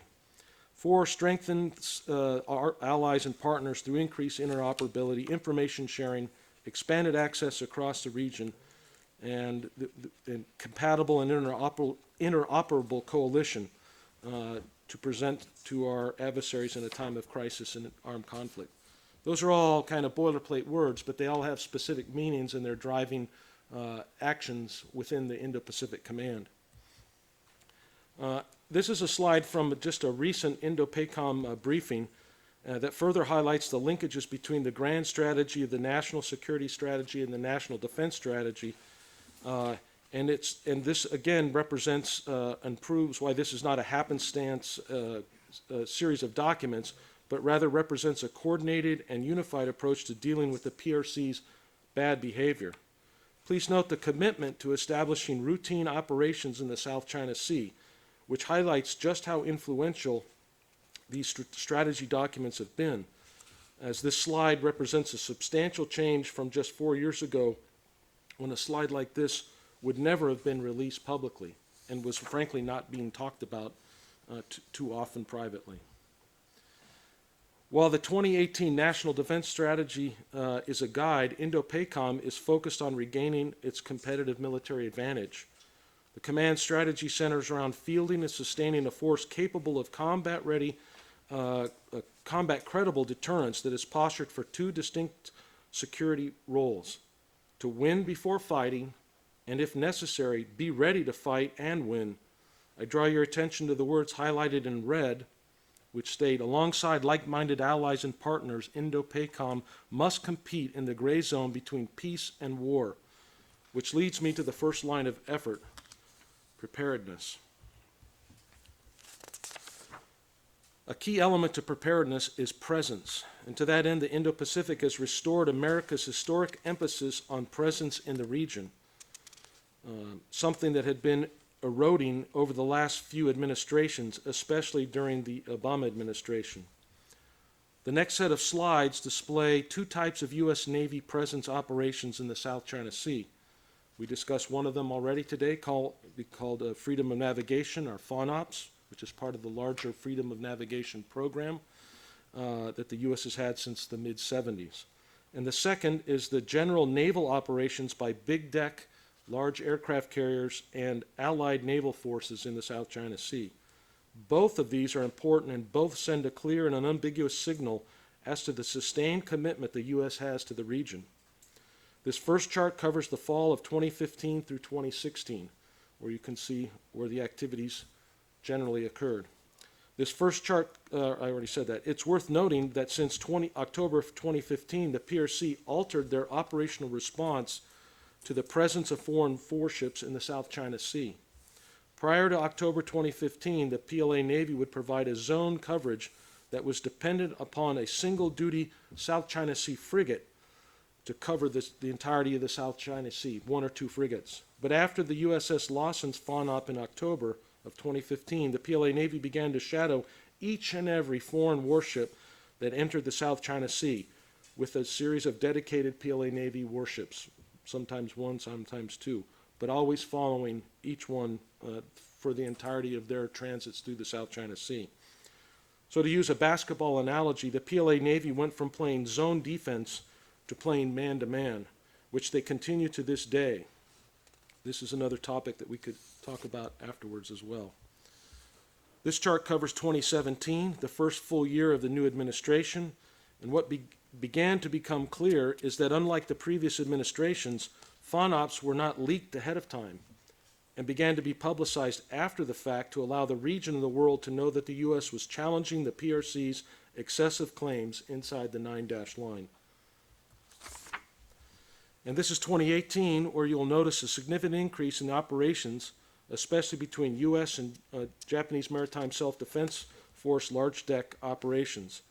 Again, a signal, a significant change from the previous administration, which had a policy of not provoking the PRC by operating our aircraft carriers in the South China Sea. We just didn't do it before this administration. Also, it is important to note that the unprecedented collaboration with the Japanese, which I think we could talk a lot more about. And you've seen this picture already today, but it's worth noting that these operations don't come without a risk. The 45-yard closest point of approach between the PRC Navy warship Lanzhou as it cut in front of the U.S. Decatur was really a dangerous maneuver. And I used the name of the Chinese warship first because most of the press, when you heard about this, it's always been framed as the Decatur event or the Decatur incident. The Decatur didn't do anything, as you saw in Bill's chart. She was steaming straight line in the South China Sea, and the aggressive actions were from the PLA Navy warship Lanzhou. So I call this the Lanzhou incident. It's their incident.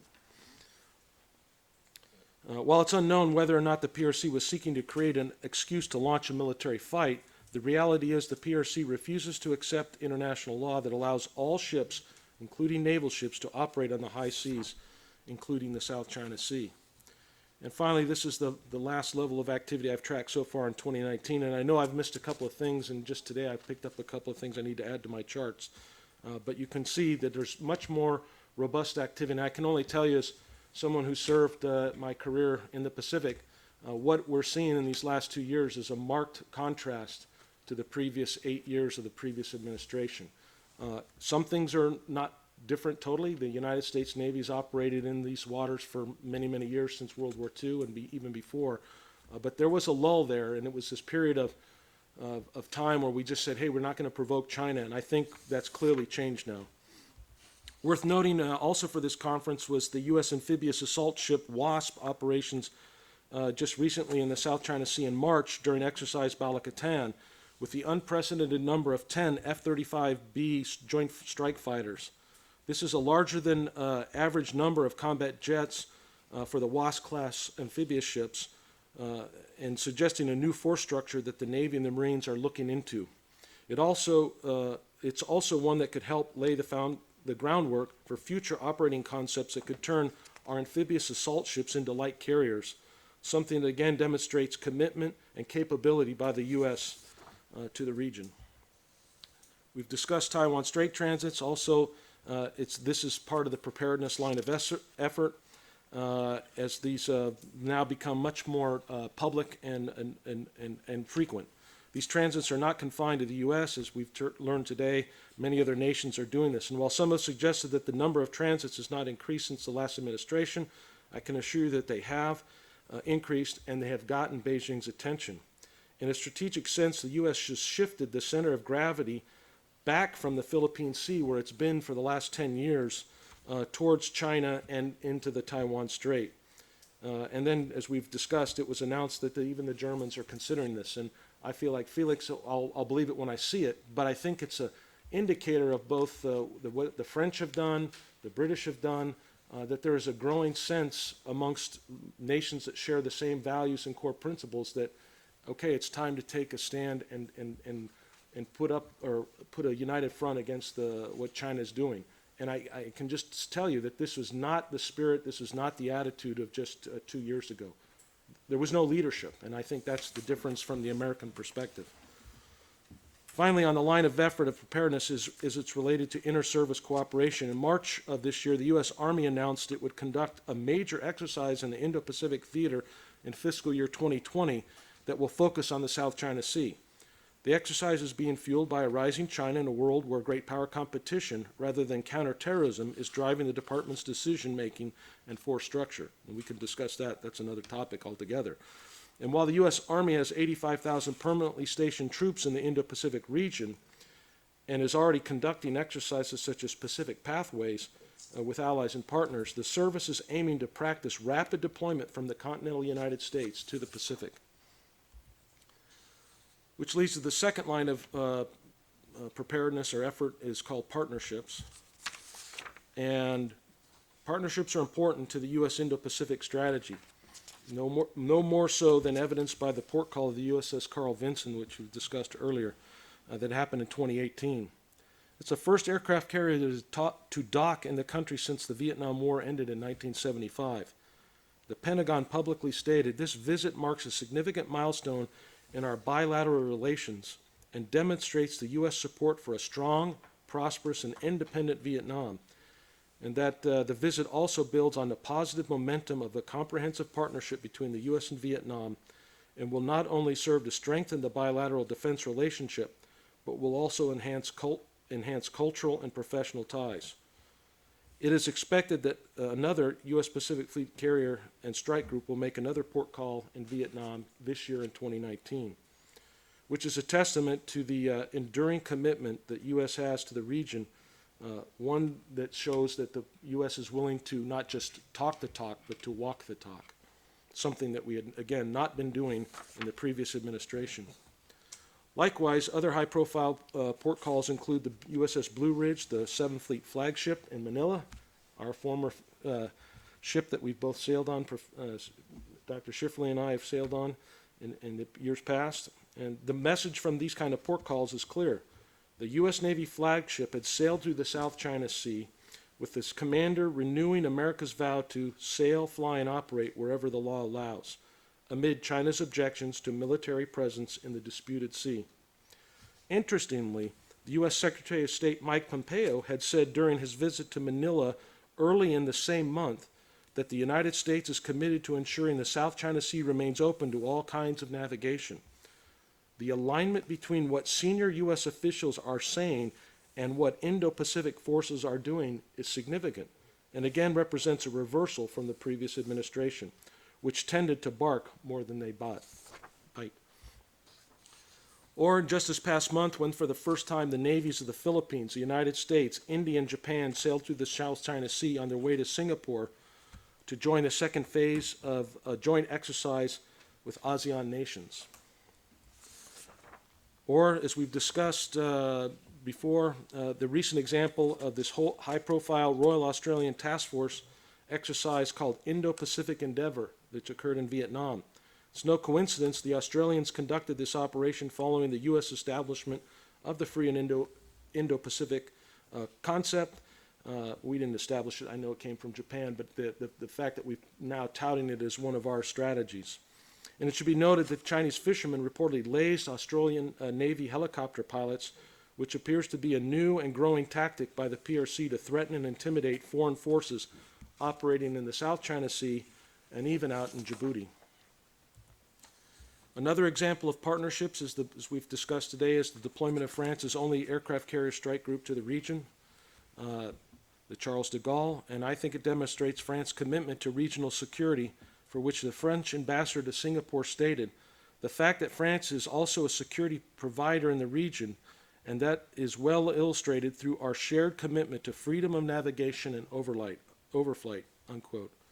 This deployment, again, reflects shared values that the U.S. has with our allied partners in Europe and represents yet another check and balance to Beijing's expansionism in the South China Sea.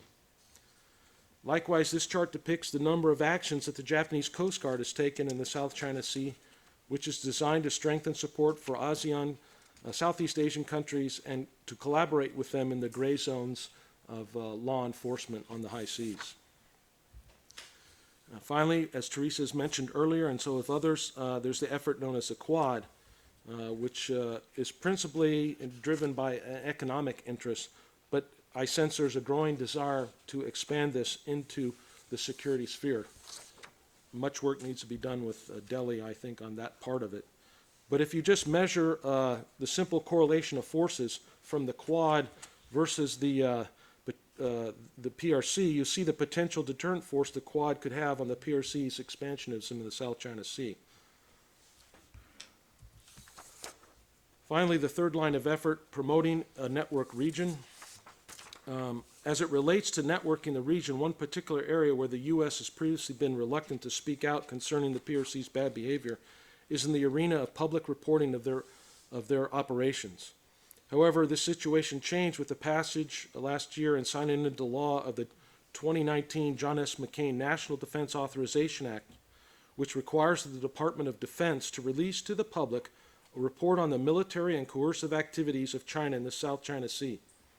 This is a fundamental shift in U.S. DoD orientation towards the PRC, one that should influence the strategic narrative in the region and should bolster confidence.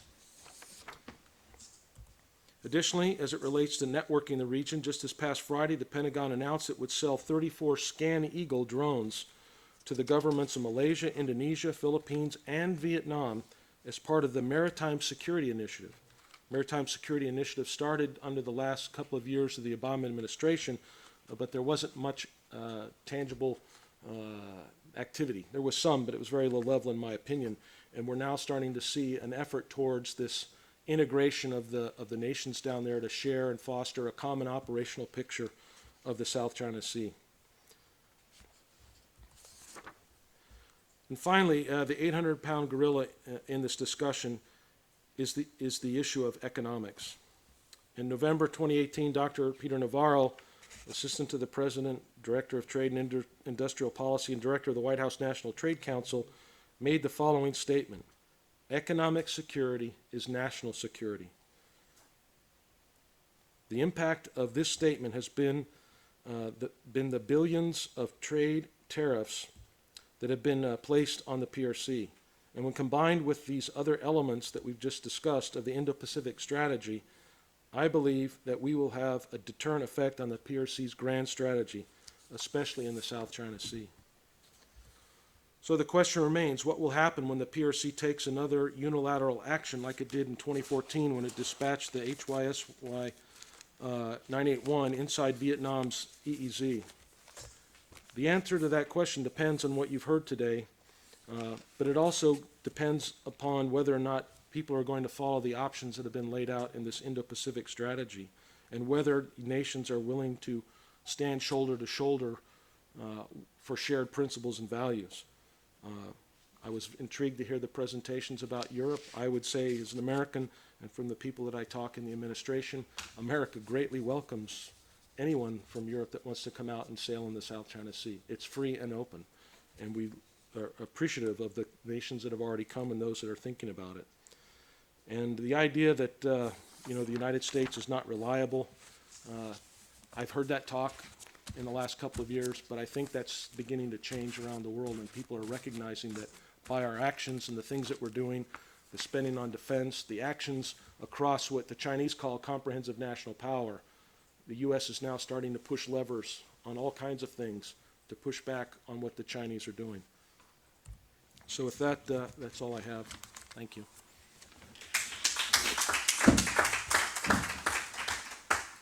Thank you very much, Captain James Fennell. Well, somewhat late, but it was really interesting. All the speeches were fantastic. And we will, of course, arrange the printing of the speeches or summaries of the speeches, because these speeches contain very valuable material. If anybody has a question to any of the speakers, please ask for it. I was certainly moved to see a picture of the Blue Ridge, where I spent some days when I left Vietnam in late April '75. That was the retreat of the 7th Fleet, and of course we all hope that the 7th Fleet will be present today in this region to protect the freedom of navigation in the international seas. And there is also a problem which has not been too much, it has been mentioned, but not too much mentioned, the freedom of the airspace, because on all these regions, islands or specific zones which are claimed by China, the Chinese don't want planes to fly over, and they prohibit such overflights, and they threaten planes which are flying over. So there is a problem not only for vessels, civil, commercial ships, but there is also a threat for commercial airplanes. And this is also an issue which has come out in the last years since China has claimed complete sovereignty of these islands and reefs. And I remember, Captain Fennell, you mentioned to all of us at the last conference that some of the Chinese constructions, we could see pictures last time where you could see a military airport with about 40 Chinese military airplanes and ports which are constructed, which are more or less of the dimension of Pearl Harbor. I mean, with access to the biggest vessels of the Chinese Navy. You mentioned also one point which I would like to if you can just give a small precision here. You said that actually the Chinese Navy today, the military Navy, could be considered stronger or at least bigger than the 7th Fleet. Yeah. How do you explain this? What? Yes, in sheer numbers of platforms, the Chinese Navy is over 400 vessels, more like 430. The U.S. Navy today is 282, 84 ships. So just in raw numbers, the Chinese have more Yeah. ships than we do. Now, many of my colleagues would say, well, so what? They don't have aircraft carriers. We have 11 aircraft carriers. They have one, two that's, the second one's just finishing its sea trials. So in terms of tonnage, the U.S. Navy is larger. However, over the last 2 or 3 years, with the commissioning of the Liaoning and this new second carrier and a third one that we see, actually Chinese and the large amphibious ships that they produce, China's outproducing the U.S. in tonnage as well in the last few years. And in the last 10 years, for sure, in the last 4 years, China's outproduced the U.S. 4 to 1. So for every ship that the U.S. produces, China produces 4 times as many. So they spend, their stated defense spending is what, 170 billion, 180, something like that. And the U.S. just announced ours is about 720, 715, something like that. So our defense spending is about 4 times as much as China's, yet we get 1/4 of the output. Now you can say, well, China's hiding a lot of their numbers, so let's just cut that in half and say, well, let's double their defense spending and make it 340, so make it half of the U.S. They're still getting for half the price 4 times as many products in the naval arena, and I will tell you that in the air arena, in the strategic rocket force arena, in other areas of military hard power, they're just as productive, and they're maintaining a rise in their defense spending as a percentage of growth each year is still larger than their gross domestic product growth. So while the GDP of China went down in 2012 from over 10% down to, what is it, 6.5, 6.2, whatever that final number is going to be, as that's declined, there were people 4 or 5 years ago in 2012 that said, as the PRC's defense or global domestic product declines, we will see a concurrent decline in PRC defense spending, but we haven't. It's continued to grow. Maybe not grow at the same 10% rate, but it's still growing above 6%, 6.5%. So they're able to still squeeze a lot out of their system to get a lot of military capability. The U.S. recognizes that, and that's why you see increased spending in the Defense Department. Now, when I talk to people in the Defense Department, they tell me we still have a mindset. The Pentagon, if you've been in the Pentagon, it's a big place and it's very monolithic in some ways. It's very hard to get it to change focus. And so people are still in the mindset of the Middle East. And we've been there for 30 years, fighting wars in the Middle East. And so it's very hard to get that organization to break lock and start thinking about naval warfare again like they did when I joined the Navy in the mid-'80s when we were still worried about war at sea with the Soviet Navy. We'll get back there. The question is, will we get back there in time before China decides it's in their best interest to take these possessions by military force, which I don't believe they want to do, but they may be forced to in order to meet their strategic timelines. Thank you very much. Is there any question? So yes, please. I have a question to Dr. Felix Haydock. It seems to me that you say that never war again in Europe. We just celebrated 75 years of the Second World War. And what about the Crimea War? It's not so far in Europe. Crimea, between Ukraine and Russia. Secondly, you said that it seems to me that you only have commercial interest in South Pacific area or South China area. But what happened to your trade ship if China asks you to pay the right to move in Pacific area? You will pay or you will fight?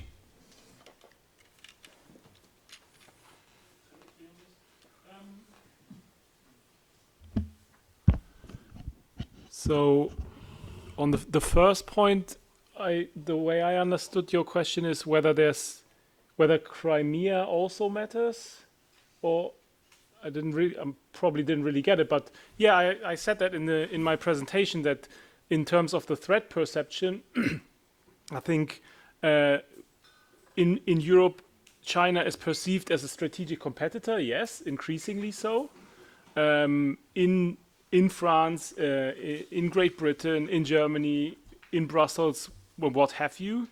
However, when we talk about concrete security threat perception, I think there's a lot of data on this, which would back this point up, is much closer to home than the South China Sea.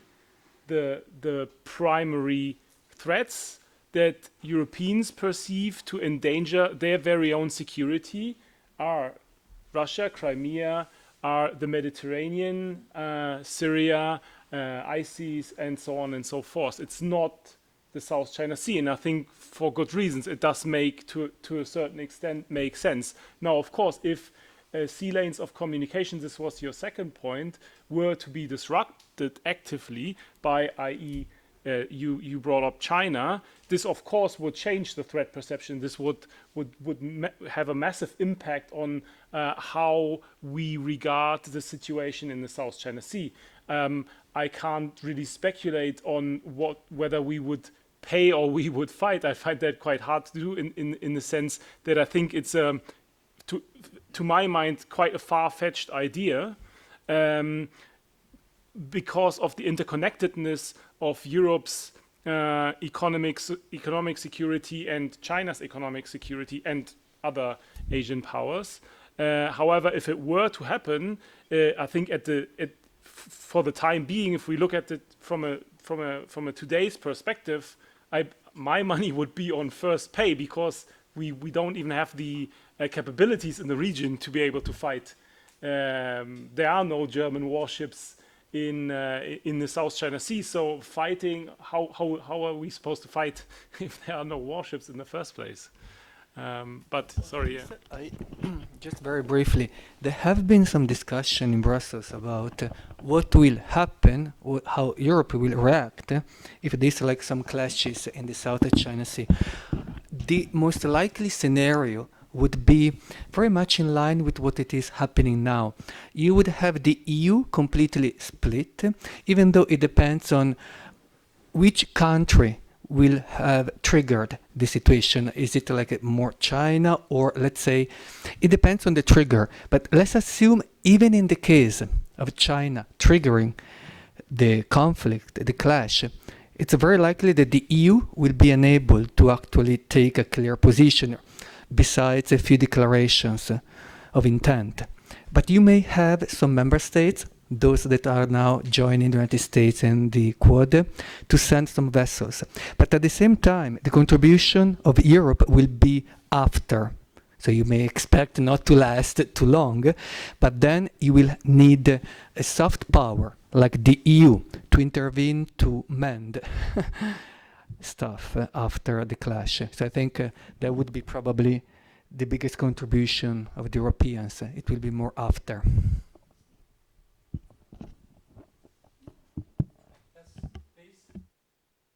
Yeah, thank you. I have three questions. The first question is I'd like to ask Mr. James Farnell. The U.S. want to prevent war in the war and in the South China Sea, but what are which are the tipping point you think it lead the conflict in the South China Sea between the China and with the other country in or outside the South China Sea area, and how the U.S. ready to involve in such a conflict? And the second one is recently many Taiwanese authority mentioned about the intention to invite our country to set up some kind of base or logistic base in the I2 Aba island. What do you think? What do you comment about this? And could you give the U.S. View about this issue, this proposal? And the third one is a question about many other EU countries here. So until now, South China Sea is not in the primary role in the EU strategy, especially the Europe Asia connectivity project. Do you think, what is your comment or your opinion about the South China Sea issue in such a project? And if not yet, do you think it's with the growing concern, growing involvement of many European countries in the South China Sea, do you think that the South China Sea issue will have some kind of role in the future on a foreseeable project or future in the strategy vis-a-vis Asia and vis-a-vis the many other countries? Is this on now? Okay. I think your first question, if I heard it right, you're asking what would it get us to not fight, and how to keep the peace in the region? The first one is you mentioned about the strategy of the U.S. In Asia, in the South China Sea. I mean, what are the tipping point or the turning point you think lead the conflict between the China and in or outside the country in the South China Sea? Okay, so what actually would cause us to go to conflict, in a sense? No, it's the tipping point. What is the tipping point that would cause military conflict? Yes, just make the conflict break out. Yeah, so I've actually written something on this with a co-author of mine talking about how a conflict could start, and I foresee that it could be in something like a FONOP, or it could be in something a little bit more touchy, which is if the Chinese were to start trying to build another major naval facility at Scarborough Shoal, and that the United States, at the request of the Philippines, were to be asked to come in and help get in between the Chinese dredgers and the shoal, and to disrupt that. This is a chance where a conflict could start. But I don't see that as likely right now. If you saw Assistant Secretary of Defense Randy Shriver about 2 or 3 weeks ago, he was asked about this similar question about the features in the South China Sea and the islands that have already been built. And he said, hey, they're already built, and it's not the intention of the United States to go in and bomb them to take them back. So I don't think anybody in the current administration wants to cause a conflict over things that are already done, but they want to maintain a status quo. So if, for instance, the Chinese were to have this Lanzhou incident again, where something got close, and there was a series of those, then you could see an order being given, which is already there. Our forces already have, like every other nation's forces, the standing right of self-defense. So if you feel that your ship is being attacked, then it's quite possible that a ship captain could, at some point, unload fire on a Chinese ship or an aircraft. So that's what I would say is a kind of a tipping point. In terms of whether or not the U.S. would be willing to help establish some kind of joint logistics base or military base in Ituaba, I don't see that as likely right now. The United States, despite what we've said in our strategic documents, those are documents that talk about our position about keeping things free and open. And because Ituaba is among many disputed areas in the South China Sea, we're reluctant to make a judgment there. That's not the U.S.'s position to come down and say that we're the arbiters of who owns what. That's not our business. That should be left up to the international community to resolve these things. So I don't think it would be likely that we would do that. However, I could see circumstances where maybe a U.S. ship maybe make a port call, or maybe one of our hospital ships doing Pacific Partnership, and there's a chance to go into Ituaba or to stand off and send in smaller boats to maybe do some medical coordination with Taiwan.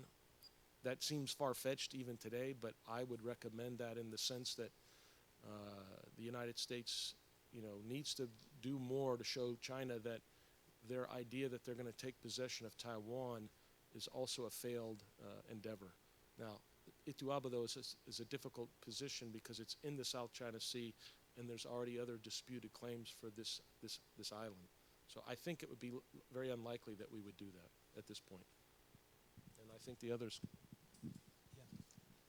Maybe I can say something about the connectivity. The South China Sea is part of Europe connectivity strategy. ASEAN is an important partner, but I think here we have to put everything in context.